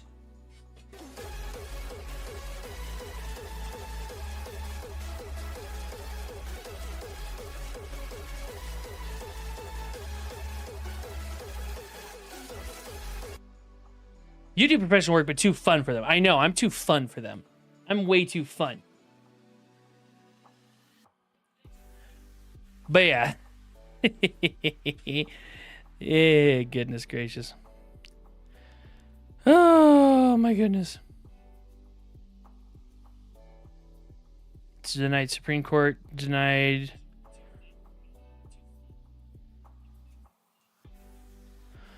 Oh man. But yeah. Anyway, let's spice up LinkedIn. I know. Let's bring some pizzazz to LinkedIn. Especially for marketers. Man, I feel like marketers really are I don't know. I meet too many marketers and too many like professionals who take themselves way too seriously. Like obviously the work you do is serious, right? Obviously, like I get that. But take your work seriously. Don't take yourself seriously. I made a fun Instagram reel for work, but felt it was too silly for LinkedIn, so I didn't post it there. But it was so good. But here's the thing. Like, if I'm running a marketing agency, if I'm especially a social media marketing agency, I want to see that the people making the content there, the people I'm hiring who are making content know what they're doing. They understand these things. Bat cow. My phone is bugging out to where I can't get over it. Batty, you know, dude, it is a okie dokie, man. Don't even worry about it. I think we actually tested what we needed to. LinkedIn's live streaming platform is hot garbage. As what we've discovered. But valuable research was done today. But yeah, if I'm hiring somebody to make content for my brand, if I'm hiring content creators to make content for my business, right? I want those content creators to know these more nuanced takes. You know, how do you make a funny video? How do you tell a good story through video? How do you keep people engaged over a long period of time? How do you do these things, right? Because at the end of the day,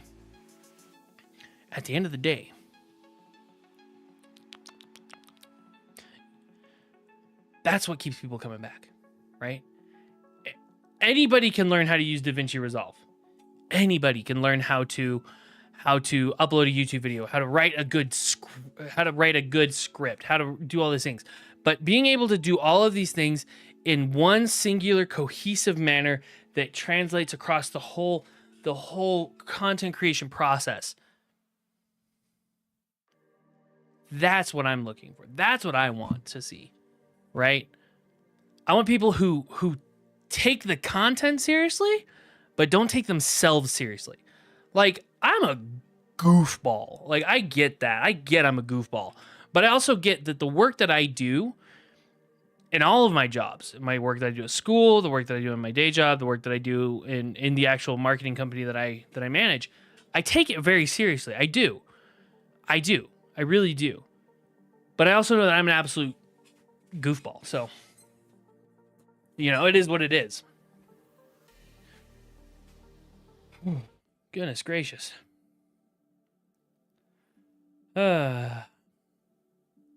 Exactly.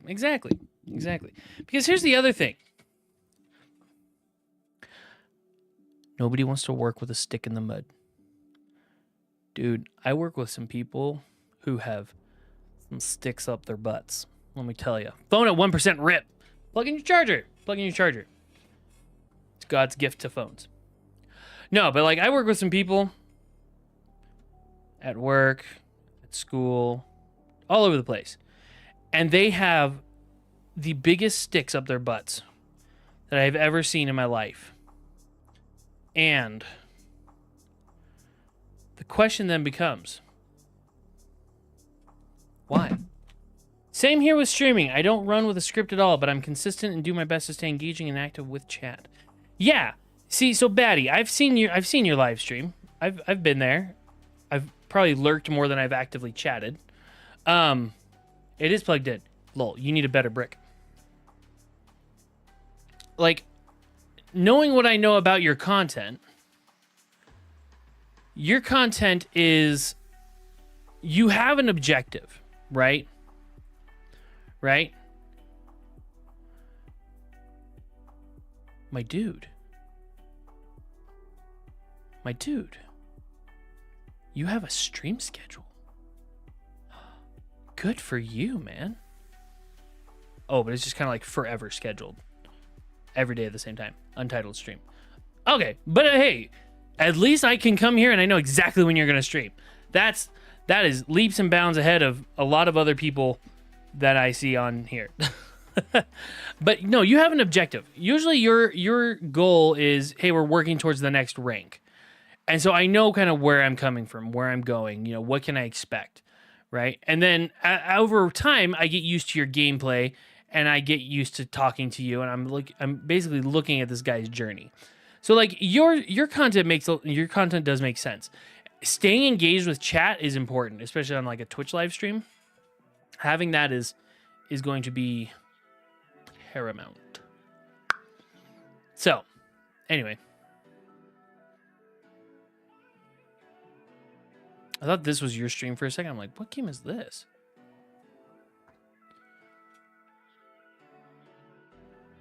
I have no idea what game that is.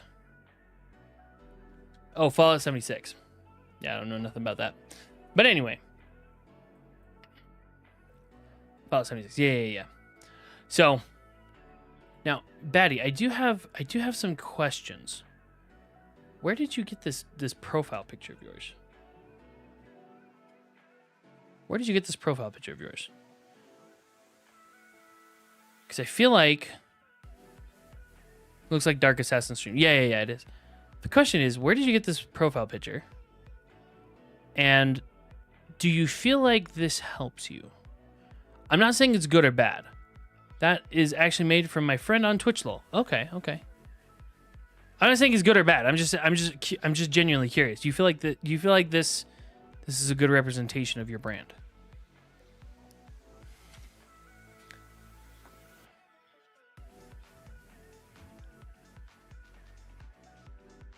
Like, if you like it, I mean, that's great. I mean, I think it's cool. I think it's great. But again, it's the question of, does it fit your brand?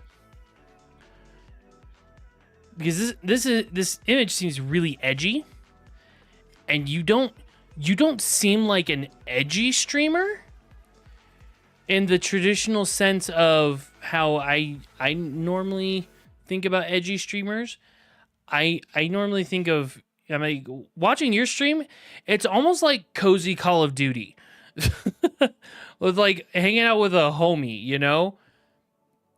Not RGB Batman that's been fused with an actual bat. So it is because I'm mainly in the dark / nighttime, and for me it is I had a Batman mask feel. Okay. All right, yeah. I mean, again, you're gonna know your brand way better than I know your brand. So, like, yeah, that makes perfect sense. Cool. Back to the Future, the game. I didn't know Back to the Future had a game. Yo, Bradderfield's playing Helldivers too. Perfect. And of course, it also streams from my old Twitch name. I'm Batman294. Oh, does it really?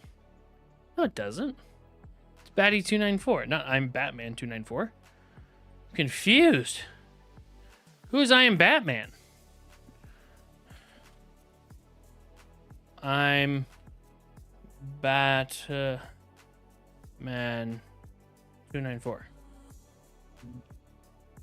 I definitely need to remake my logo. Yeah. Everybody should go remake their logo. I'm kidding. Batty's the new name. That was my old one. Oh, it stems from my old Twitch name, I'm Batman. Aha. I get it. Yo, I'm a 31-year-old dad of 3. I'm a variety gamer and streamer. My main game to find me on is Warzone. Hope to see you in stream. Half of that's me. Half of that is actually just me. I too am a 31-year-old dad of 3. What the heck? Crazy. Yeah, no. Branding. That would be an interesting topic for next live stream. Talking about branding on live streams. Talking about how to brand yourself. Who would be interested in hearing about that? Because if you're not interested in hearing about it, I won't bother. I won't waste my time. But if you are interested in that, I think it would be interesting. That is a new name. That was my own. Oh yeah. Like we can do Batty 2 Hearts. Okay. I'd like that. Perfect. Like for me, my whole live streaming brand stems around 3 content pillars. Tech, software, and tutorials. Right? Wrapped in a package of education. Right? That's kind of, and it's when I say tech, it's really tech being hardware and software, tutorials and strategy. So coming up with strategy. Sage said she wants to hear about branding. Perfect. Next stream, we'll be talking about branding. If it's not tomorrow, it'll be on Monday. So like, subscribe, follow, make a blood pact with YouTube, whatever you have to do to ring bells and get notified. Whatever you have to do, get the notification. Ring me on Twitch, on YouTube. Yeah, follow me on LinkedIn. Follow me on LinkedIn. Oh man, funny. Yeah, this will be interesting. I'll have to tell my teacher about this because he was asking about streaming to LinkedIn. And I'm gonna be honest. This was a joke. This was a joke, man. Like, I would love for it to become something better. I would love for it to become something more. The problem is that it's such a bad interface. It's such a bad interface.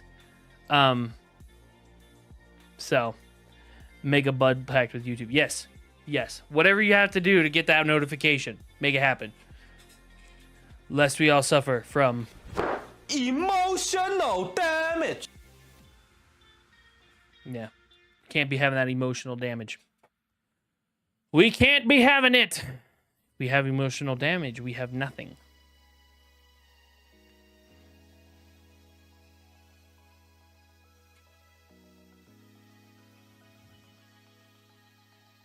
I love my Stream Deck. It's so good. Whoa, I'm low pixel. Oh my goodness, but everything behind me is high resolution. See, but like this is the kind of stuff.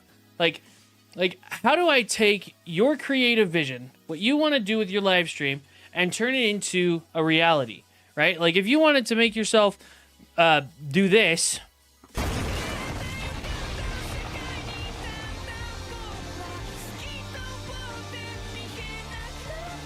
you know, how do you do that? You know, how do you do stuff like that? Because I know people who want to do stuff like that, and they don't know how, right?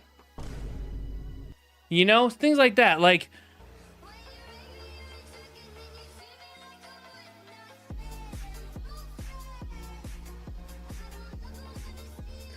yeah, memes, man, memes. I make these effects so that we can do the memes. The memes. It's all about the memes, guys. No you. No you.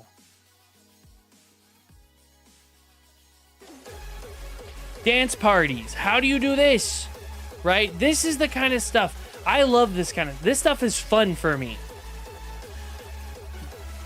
And teaching people how to do this stuff is fun for me. There's lots of fun stuff to be done. Lots of fun stuff to be done. Macaroni with the chicken strips.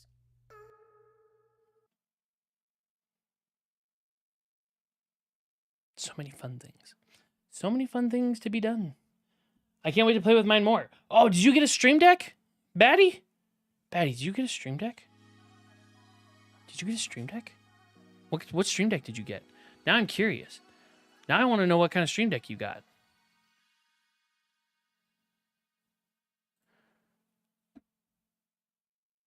I want to. I don't know how. I can show you. The Mark II 15 key. Oh.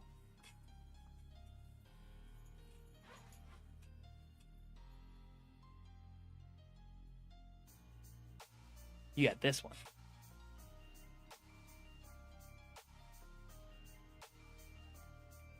This is a nice one. I like it. I like this one. I keep it in my backpack.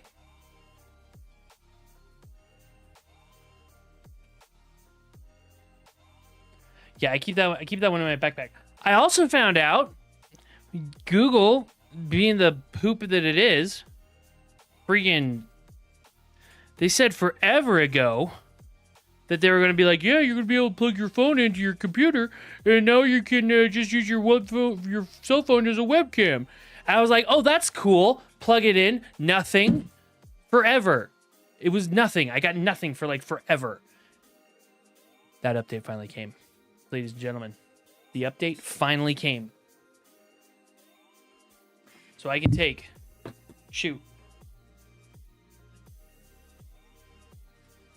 I can take the cable, plug it in to the phone, plug the other cable and into the computer.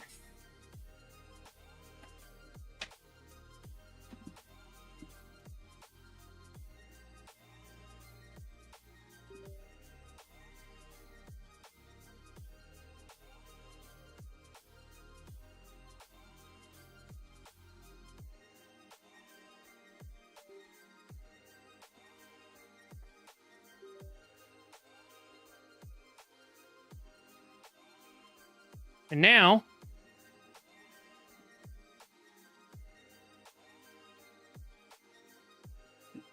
you can use your your cell phone, my first and only lol. You can use it as a webcam. So I'm curious because I don't actually know. Let's see here. Wrong scene collection. Sam, you dum-dum. Is this where okay. Plus video capture device.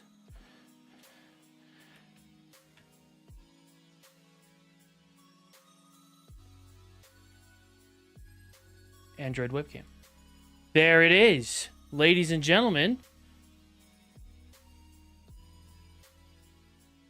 We've got it. There it is. There it is. So, these are all my Stream Decks. So I have the Wave XLR. I have Stream Deck Plus, Stream Deck XL, Stream Deck Mini. That's just a light controller. I have Stream Deck Pedal. Yeah. Now, the question I have is, oh, now see, that doesn't look bad. Okay. I'm here for it. I'm actually, it's very wide. I will say. Oh, but if I zoom in.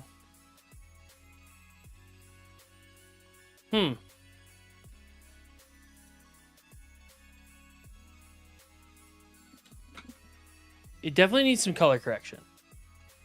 But like, that is definitely usable. That's definitely usable. Now, it's not wireless, unfortunately. Unfortunately, it's not wireless. Which is where something like Droid Cam comes in. But like, honestly, for a freaking, like, that's a good webcam. Like, for context, does that just turn off after I disconnect it? That would be awesome if that just turned off after I disconnected it. It doesn't. Dang.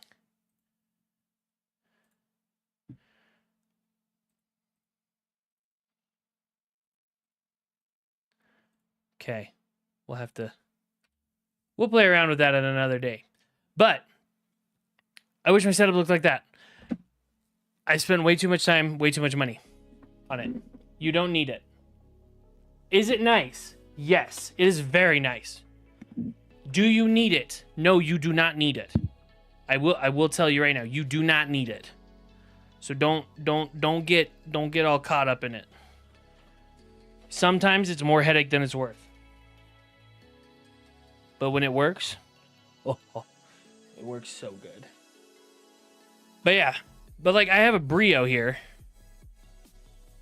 And like the content, the quality isn't terrible, but like it could be way better. Now I will say the frame rate is really good on it, but like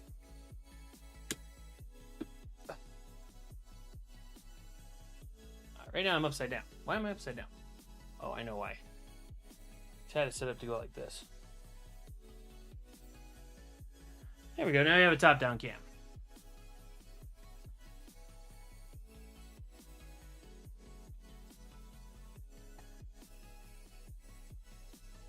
So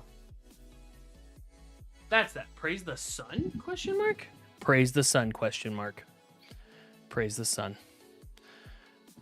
And then I can just throw that up out of the way. I know I don't need it, but I want it. Yeah. Yeah. If you're looking for an opportunity to get a free Stream Deck Plus, the one with the dials, check out the Elgato live stream. During the month of March, they will be doing a lot of live streams for Women's History Month, and they seem to be giving away a lot of Stream Deck Pluses. So normally they only do like 3 or 4 live streams a month, but they've already done like 5 or 6 or 7 this month alone, and it's only the 16th. So they still got a lot of live streams they're doing. So if you're interested in getting one, I'm not saying it's a guarantee that you're going to get one for free, but you can enter for a chance to win. no purchase necessary. Of course. Because a purchase being necessary would mean it's gambling, and that's uncouth. But yeah.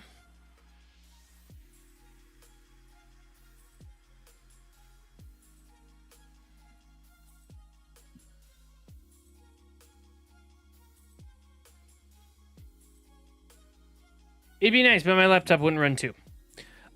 So what you can do is you can, if you go to, oh, I need to go to the right thing here. Voila. Go to Amazon. Type in powered USB hub. Okay. You can find a lot of these powered USB hubs here. It has to be powered and not powered by USB. It has to have like an actual physical plug like this, right? So something like preferably something without buttons. I don't feel like there's really a point to having all those buttons on there, but like something like this. This is a 10-port USB. Now, is that the only one that's powered? That's kind of dumb. Hold on. Let me see if I can find a good one here. It's got to have data and power.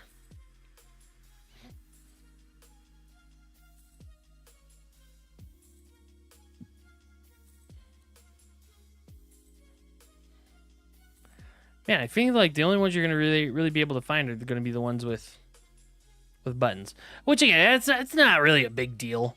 But like, you know, if you're going 100 watt 24 port USB fast charging station trial, I think this only does power though. I don't think this does data as well. Yeah, this just does power. That would be crazy. I've got to get a desktop before I get to that. Yeah. Desktops are fun. But like, if you got one of these multi-port powered USB hubs, you could plug in as many Stream Decks really as you... Not as many as you wanted. There's still bandwidth issues on the USB hub, but like, you know, you could do a lot. You could plug in way more. Because the problem is you have all of these screens with the Stream Deck that you have to power, unfortunately. And so being able to do that, being able to just power all those screens takes a lot of power. So if you can offload that to an outlet and then just have your data going through the USB, you'll be a lot better off. The bottleneck isn't usually the data. The bottleneck is the power usually. So just something to keep in mind. But yeah, desktops are cool. Have you looked into desktops at all? Batty?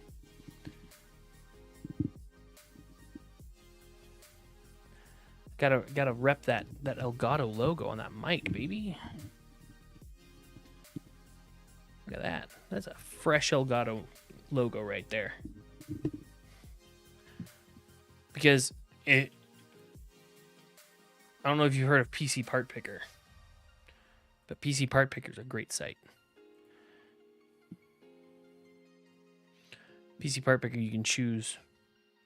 I have, but right now I'm just saving up money for one. Yes.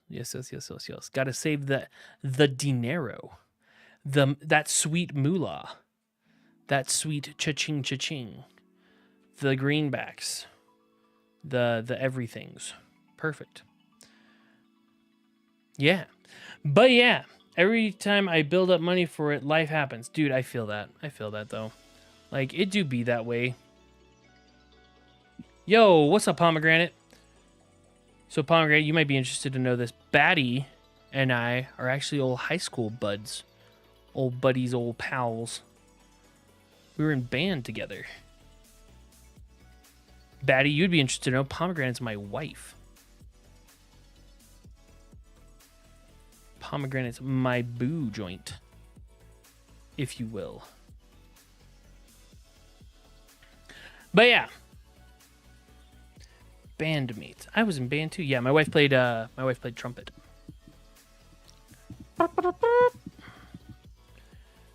Marched every Friday night, baby. Same. It was horrible. Yeah, my wife wasn't a big marching band. She wasn't a big fan of band. She didn't grow up in the she didn't go to the coolest band in all of Texas. Nay, the world. I would have been, but there's another story. Yeah, true. That is in fact another story. Something you guys might be interested to see. I'm actually setting up a live stream for a class at the university that they're going to be doing. So they're going to basically be taking all the emphases from the comm department. We're doing a live stream for the comm department. We're going to take all the different emphases, and they're all going to contribute to this. So, like, for example, you're going to have the graphic students, the visual students come through, and they're going to do, like, lower thirds. And you're going to have the video students go through, and they're going to do, like, you know, video editing and stuff for it. And then you're going to have journalism students coming up with, like, you know, like news bits and stuff, like things to share. And then you're going to have, like, digital and social, like, going through and like, making, you know, promoting the live stream on social media. It's going to be really cool. But I'm developing the actual functional live stream part of it as my senior project, and it's so fun, and I'm super hyped for it.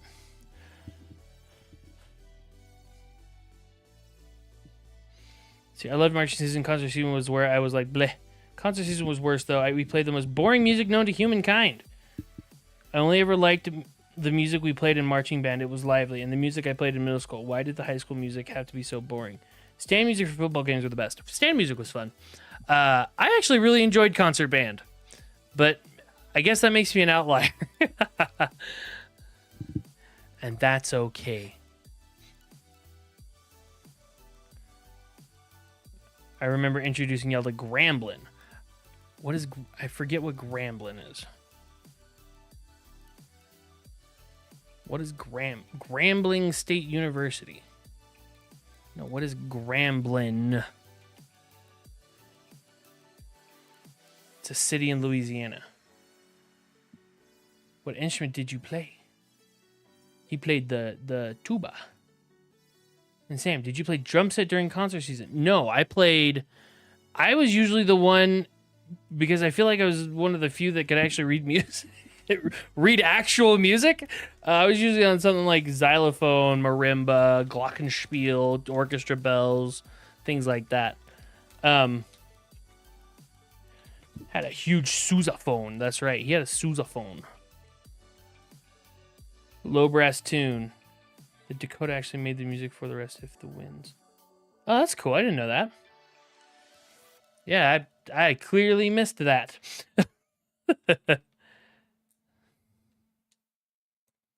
I must have been busy with something else. Yes, ma'am. I was like the smallest tuba. He was a skinny dude. He was a skinny dude back in the day. But I remember you were lean. You were lean, but you had some dense muscle on you. Like, your muscles weren't necessarily like, you were like chiseled, beefy man cake, but you were like, I remember you had some strength to you. You had some push and pull, if you know what I mean.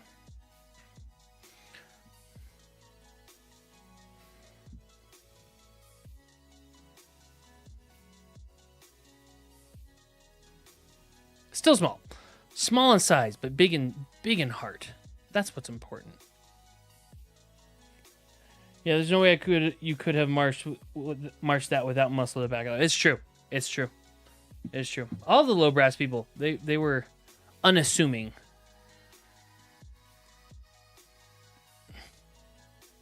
So you guys will be interested. Maybe you'll be interested. Maybe you won't be interested. But I'm kind of sharing the analytics of my YouTube Shorts and my YouTube live stream, my YouTube short stream, and then I don't really have any statistics right now for my other streams, but I have 41 views on my YouTube short stream, and I have 14 views on my YouTube horizontal stream. So just goes to show you much greater discovery on shorts, much more long-term viewing on normal live stream. It was the 4 years of wrestling that huge ball of brass around the fields. Exactly. But hey, man, you at the end of the day, you got the muscles. That's what's important. At the end of the day, you got the muscles.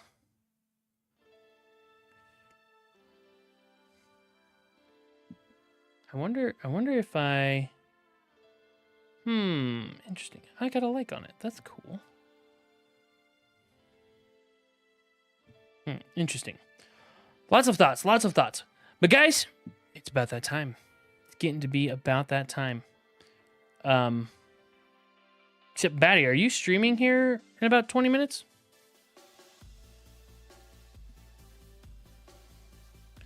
So if you're streaming here in about 20 minutes, I might stay live and then I can raid you. My freshman year, I had to use the worst sousaphone my school had. And I remember going through summer camp with no shoulder pads. Yikes. That's terrible. Will it let me? Caster Labs is crashing on me, dude. Holy moly. Yeah, sure. I was about to go live in a few was chilling with you beforehand. Heck yeah. Okay. I'll raid you though when you go live. I will raid you when you go live. But yeah. So interesting experiment here with the LinkedIn live stream. I think that's definitely... I will raid you when you... Definitely something interesting. Obviously, LinkedIn's not going to have a rating function, right? They're not going to have anything like that. My squad leader hated me my freshman year. Squad leader. Now, you moved in middle school. You didn't move in our freshman year, did you? I don't remember you moving in our freshman. I think you moved in like our sophomore, junior year?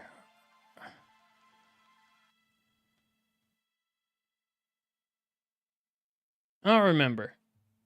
When did you move in? Halfway through junior year. Yeah, that's right. That's right.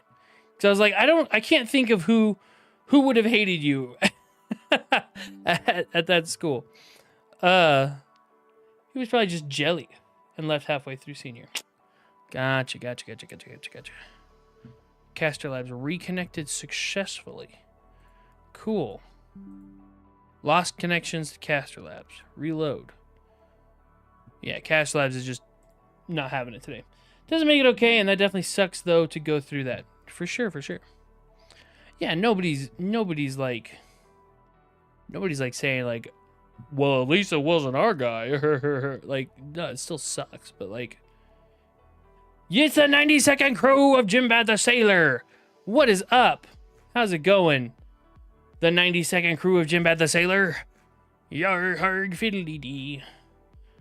I was just, and didn't go far either way. Haha, was just one town away. Oh dang.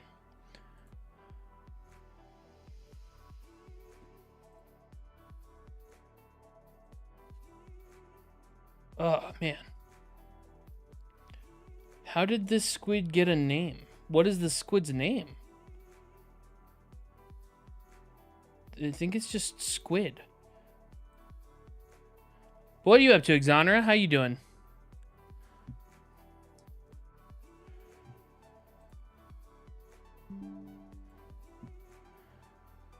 It'd be great if I could see my chat while I was half screen like this.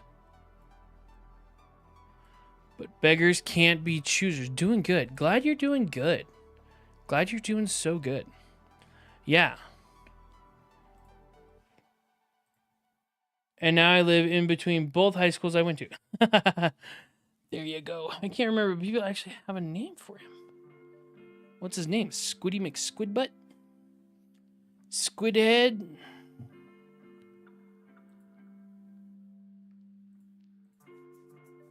Let's go live. What is the slowpoke you're spamming? Dimolly Tutu Bubba Spin? Oh my goodness. We go deep. We do go deep. Just chilling. Looks like you're about done. Yeah, we're gonna wrap up this stream here in a little bit. Batty294 is in the chat. He's gonna. I do see the pyramid of slowpokes. He's gonna go live here in a little bit, and we're gonna raid him over on Twitch. Unfortunately, I don't really know. There's not really a way to like raid people on YouTube. There is, but it's like it's clunky. It is so clunky. Like they just need to have a like I don't know. They just need to make it like a global command. Like I wish there was a way.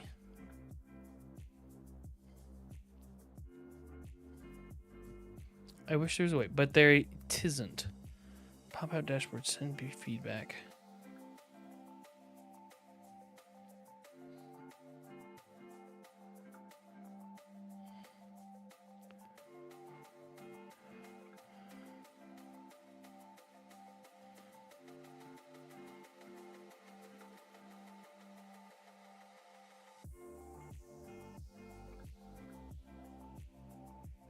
This one makes me giggle hard. This one? I'm getting set up. All right, looks like a Saltosaurus. Oh, I love that dinosaur with the salt on its head. I just don't get it. Why is she buried? Why isn't she buried? Ooh, would love that. We might do Calm Day tomorrow. Yeah, we might do Steam Spring Sale. Any suggestions? Steam Spring Sale. Let's see what's on Steam. Let us see. Oh man, I'm in pain. Oh, did Twitch finally return to Caster Labs? I've got Catan on Steam. Let us sleep. Yo, my Caster Labs is working now. Pal World. We'll play Pal World. Let's go. I haven't played Pal World. Let's see here. Let us leave.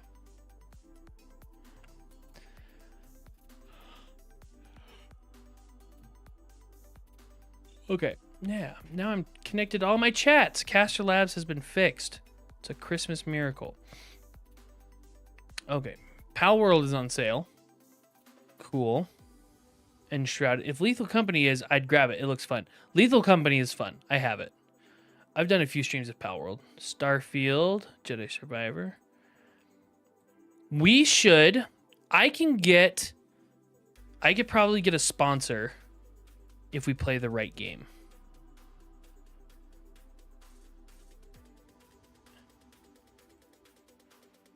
Like Pal World. I bet if we played Pal World, I could get a sponsor for it. Or if we did like Ark Survival, or if we did like, there's a game called Eco. It's kind of like Minecraft on cocaine. So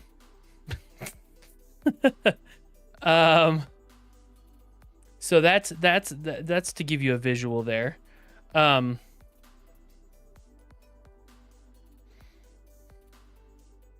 How are you gonna get a sponsor? Well, basically, I would probably be able to get a free hosted server. Same, any would be good. I think Raft has finally done updating. Stardew is getting a new update this week. The big one. Oh my, the big one. The big one. Yo, Power World would be fun. Power World would be fun. It's like Pokemon with friggin' Gatling guns. Let's go. Community Day stream, I would do that exclusively on Twitch. Just because it doesn't really fit the YouTube branding that I have. Right? Like, if that makes sense. Nice. Yeah.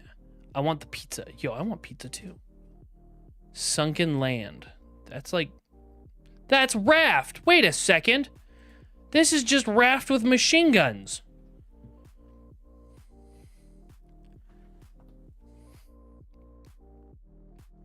I'm hungry. Are you hungry? I'm hungry. This is just Raft with machine guns. Makes sense to me. Hi, hungry. I'm pomegranate. Ah ha ha. Ah ha ha. Look, there's a shark and a spear and everything. This is totally just... Oh my goodness. This is just PG-13 Raft.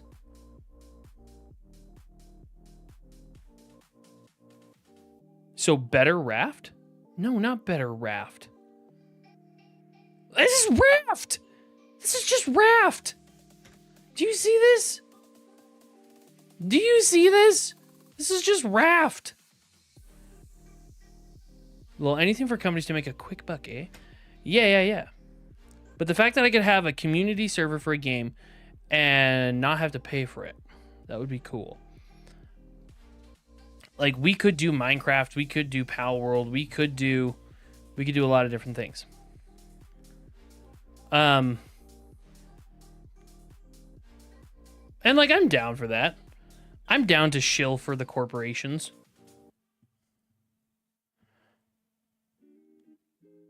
You know, that's how we make money. We shill out to corporations. I've played A Hat in Time. That one's a good one as well. But I haven't played Yakuza Metro. I like spending money. Whoa. A difficult game about climbing. Yo, it's like Bennett Foddy. What the heck? But also saving. Ooh. Wait, what is this game?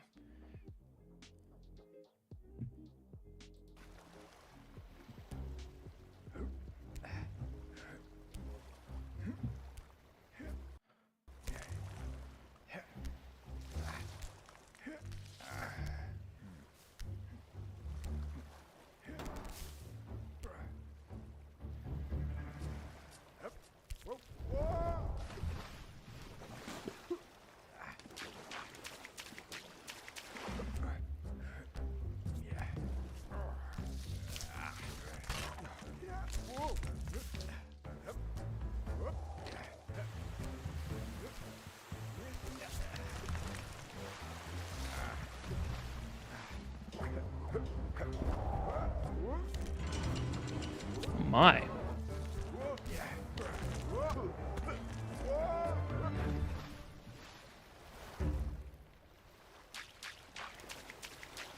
It's just Bennett Foddy, but you have legs and not a hammer. Huh. We should get Jim to play that. That'd be funny.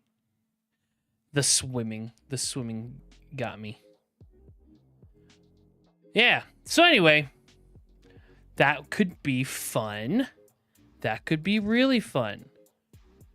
Yep, Rage Games. Good for content. Not sure if it's all that fun to play. IMO. Yeah. No. The fun thing would be seeing Jim suffer. That's where we get the fun. Rust. We could do... Oh my goodness, that was a butt. That was just a full-on butt. What about Pico Park? We could do Pico Park. I think I have Pico Park. Pico de Gallo. Grounded could be fun. If you guys have you guys seen Grounded at all? You basically get shrunk down to the size of a bug, and like you have to fight bugs. Hype, bruh. Yeah, bruh. This looks like a game Jim played on stream a long time ago. Yeah. Bennett Foddy. Yeah, getting over it with Bennett Foddy is the quintessential climbing game. Now, since I have a generally pretty engaged audience on both YouTube and on Twitch, answer me this question. Do you find the whole two different communities thing jarring? Like, do you feel like it lowers your overall quality of viewing? I want to see Jim play Garten of Banban. What is Garten of Banban?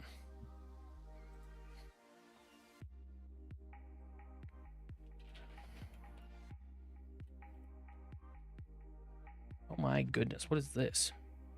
Garten of Banban. Oh my.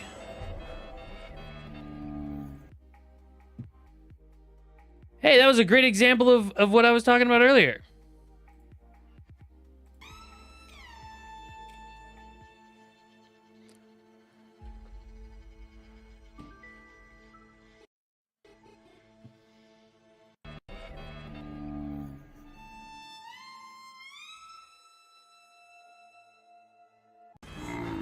See?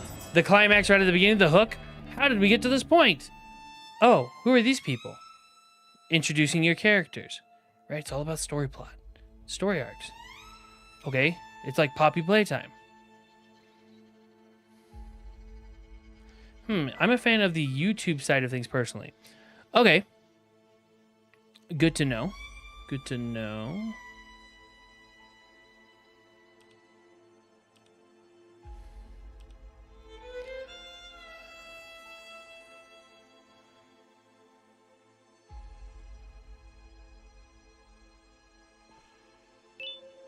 Dear Mommy. Oh, what did that say? I'm hiding in a room, but I have to fight the monster. It is the only chance I make. Claire, like me. Monster, Claire. Eggs. I like the game already. Oh, goodness heavens, that freaking bird. Garten of Banban. I don't like spooky games, man. Spooky games spook me. They look like from Monsters, Inc. Yeah, for real. For real.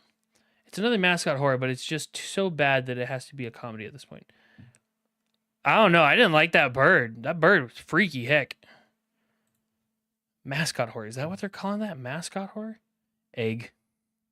No. Exclamation point egg.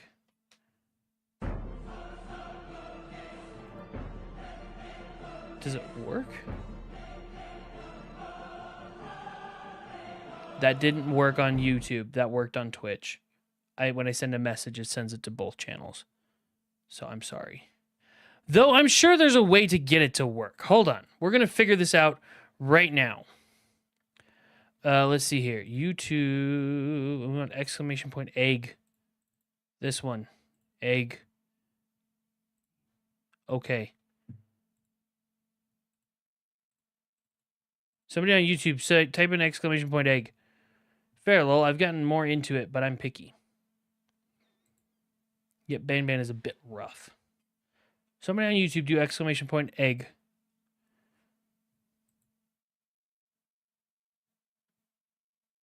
Somebody do it. Do it now.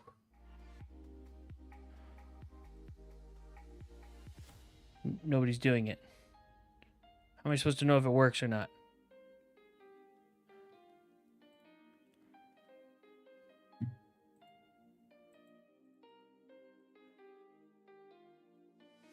Up and running. All right.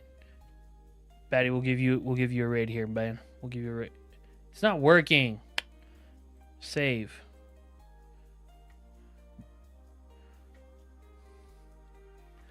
Maybe hold on. I know why. I think I know why it's not working. Oh no, it's connected. Weird. Huh. I'm literally doing it at Sam. I know. That bird freaked me out, by the way. Yeah, I know. It freaked me out, too. Good grief. Tattle Quest demo. But anyway. No, I don't want to save my paint.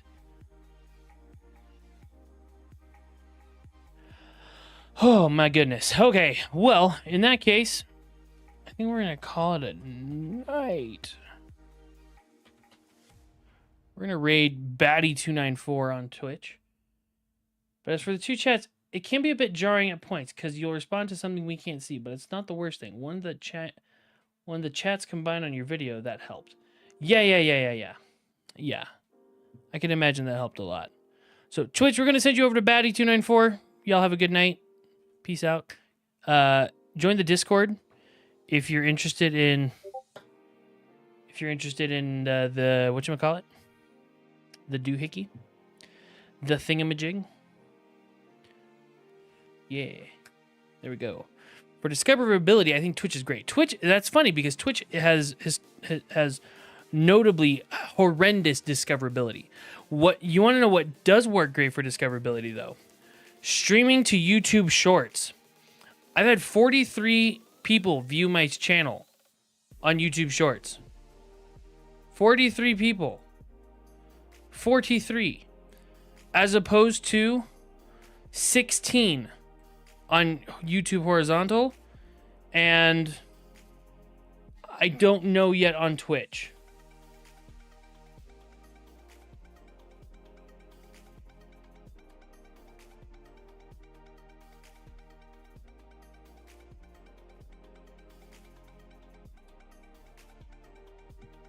I don't have the analytics yet for this stream yet. Oh yeah, I do. Interesting. I guess the opposite is true. It showed us on Twitch both chats, but not on YouTube. What? Wait, what are you talking about? It showed you both chats on Twitch?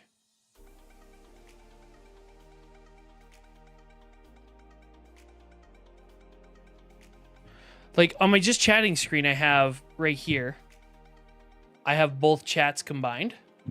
But for some reason, Caster Labs.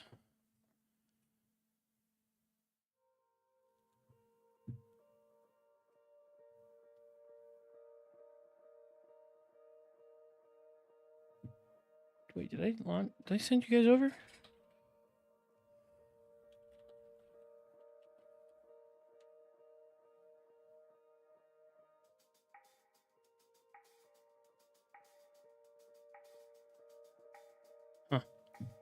So trying to, my cache slide is all freaking out right now. Whatever. Yes, you can do that for YouTube too. It showed the YouTube comments in the actual Twitch chat. Was that like, wait, when was that? When did it do that?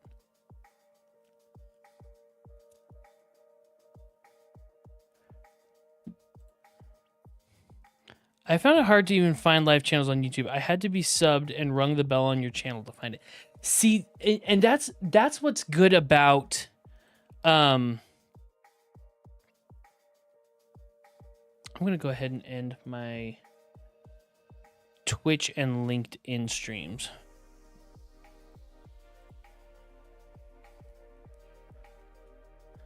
That's what I find interesting about the YouTube short streaming is that I've gotten 43 views on YouTube Shorts. See, note the verticality of the stream. 43 views. So that means it's showing up in people's Shorts feeds.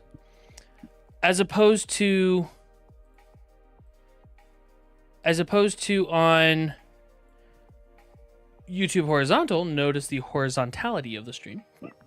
Only 16 views. But if you look at the average view duration, 19.52. You guys are way more engaged. And 4 concurrent viewers, chat rate of 3. I don't know if that's 3 per at the most recently available time. I don't know if that's like people chatting, messages in chat per minute or what. But like verticality, 0 stream viewers. I mean, you'll see I haven't had a viewer on. I had one viewer on. Oh, gosh, Pingu. See, this is the hard part. This is the hard part. This is the hard part. Juggling all these chats. Because I miss stuff. And when Caster Labs is freaking pooping its pants, it does me no good. It does me no good. It is very, very bad.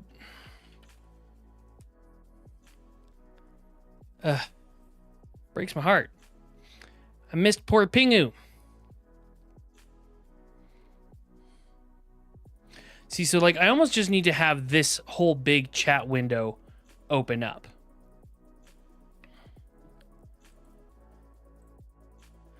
Because then I'm for sure not missing anything.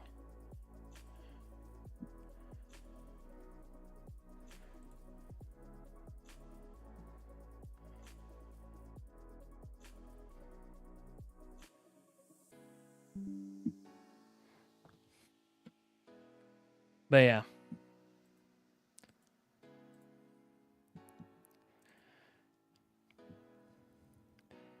It's combined into one according to the order the messages are received.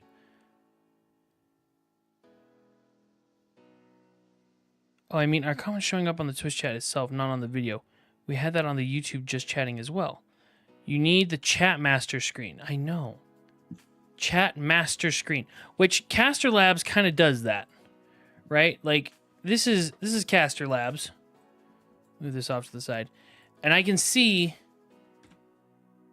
it shows who it is, what, and the color is based on the platform. I haven't seen it anywhere. So like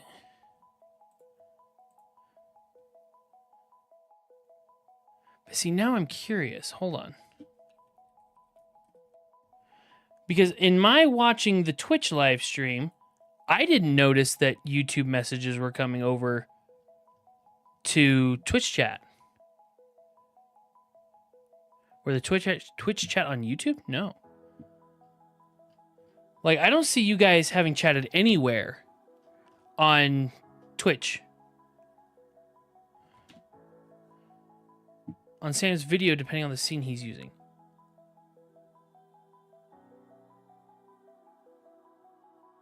So where did Pingu come from? Pingu was on the vertical live stream. We missed Pingu. Ugh. I'm sad that I missed Pingu.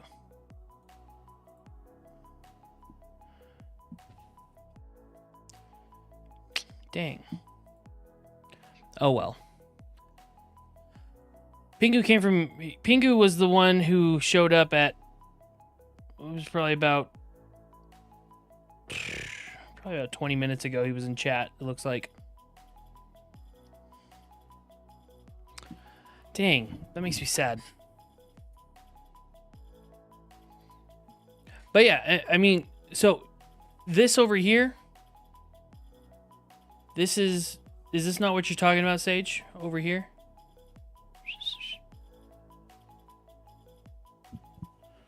You're talking about like over here on Twitch chat. Like the actual chat. Or are you talking about over here in this source right here? Because I'm genuinely curious. I'm genuinely curious. Because this is important data.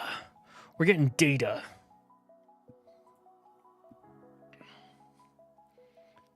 You know what I need to do? I need to have some sort of vertical. Yes, that was. In chat or over here? I need specificity. I need specificity. I also need to fix this.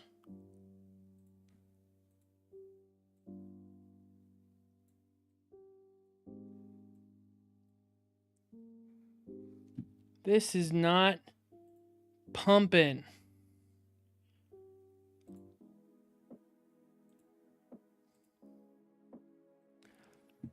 I thought Pomeranian was talking about the actual Twitch chat. I was referring to the combined chat on screen. Yeah. No.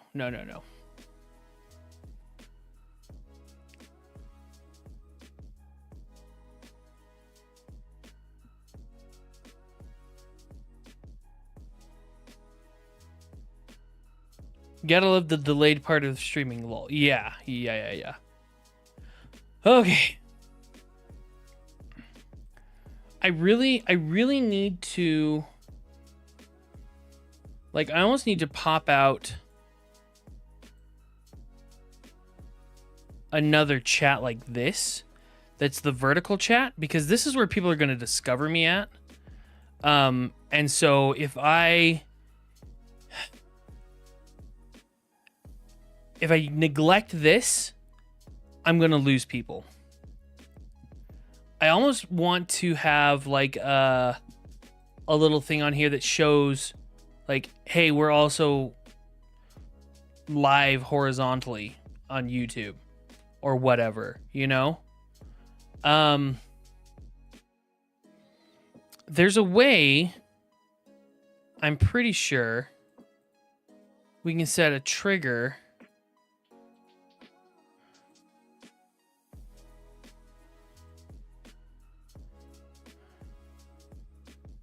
Let's see here, general groups. Let's see here.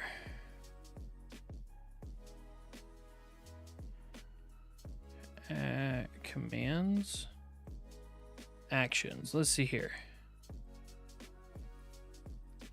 Let's see here. Core YouTube chat. First words. Leaving username empty is considered a catch-all and will trigger on any first word event. Cancel. So if I do Twitch and I do chat.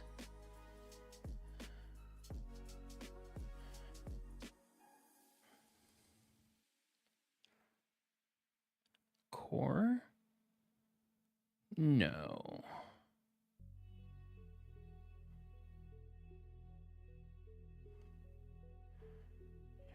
Twitch, so YouTube, broadcast.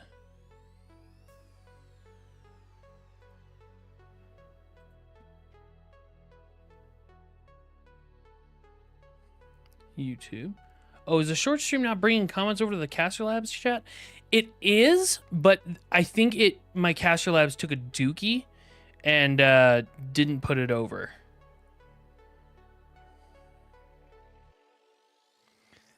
Chat, super first words message, super chat, super sticker, broadcast. Chat. Mode chat message. I thought there was a way to do it like first time chat. Because I know at least on Twitch, it'll tell you if somebody is a first time chatter. Ooh, fair, yeah.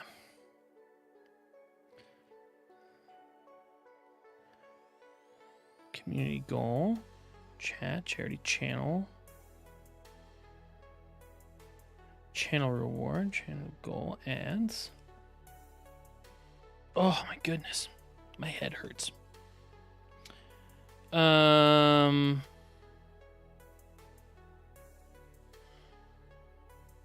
Arigato. Oh my goodness.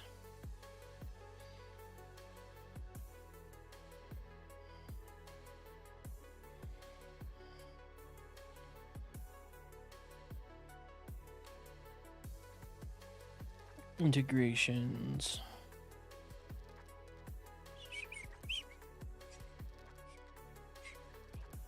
Channel chat message. Yeah, because YouTube doesn't have that functionality yet. Yeah, I don't know. It's at least not in. I thought maybe it was first words, but that's not it. That's not first words. I thought there was a way to do first time chatter on at least something.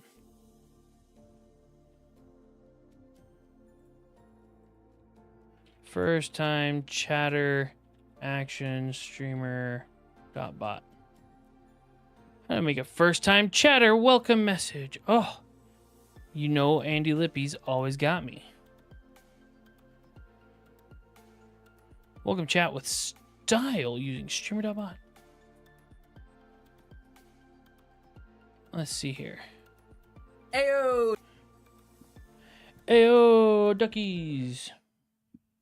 Duckies, Andy Lippy here, back with another StreamerBot video, and I want to show you this. Now we can jump into StreamerBot. So opening StreamerBot, we can start creating some actions. Eagle-eyed viewers, you'll see these. If you want early access, make sure you do join Patreon. So we're going to add a new action just here, and I'm going to call it Twitch chat message. In my previous video on doing multiple different triggers, if you go to platforms and you can see all the different triggers that we can do just here, we can only... That's where I need to go. platforms. Twitch.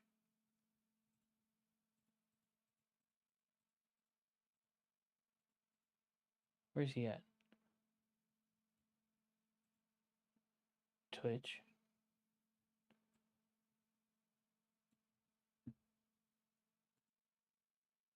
Oh, weird. Wait a second. That doesn't make no sense.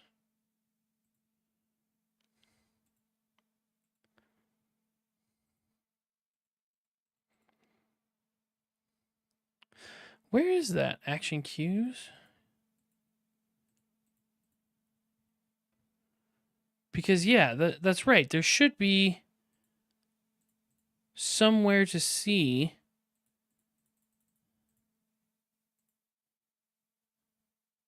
that, the events.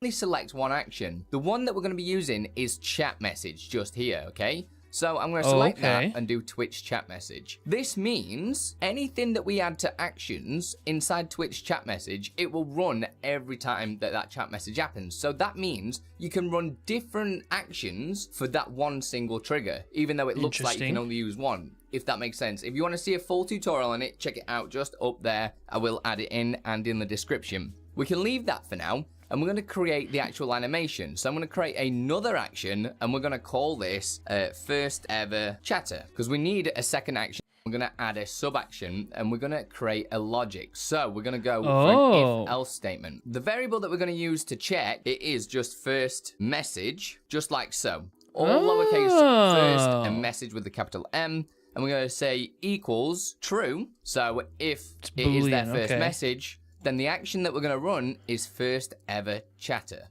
And then we can just tell it to break afterwards if you don't want it to activate any of your other commands or anything like that. I just noticed my camera has now what's going to freaked out. My camera's stopped. What the heck? What the heck? What's going on in this world? I might be overheating. Hold on. Oh, mercy. Oh, mercy. Hold up, guys. Give me a second. Happen because nope, not you. You.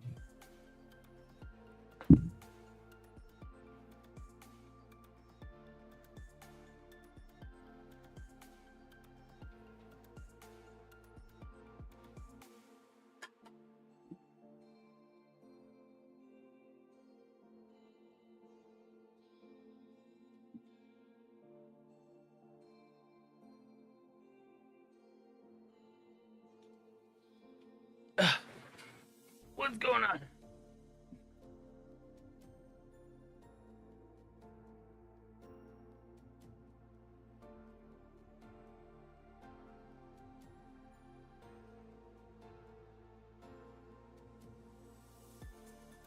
Sam's camera be like, that's weird. I don't know what's going on with this. Huh. Well, whatever. I gotta get in anyway, guys. So y'all have a good night. Stay tuned to the Discord, and I'll let you know what the plan is for community night. Bye-bye.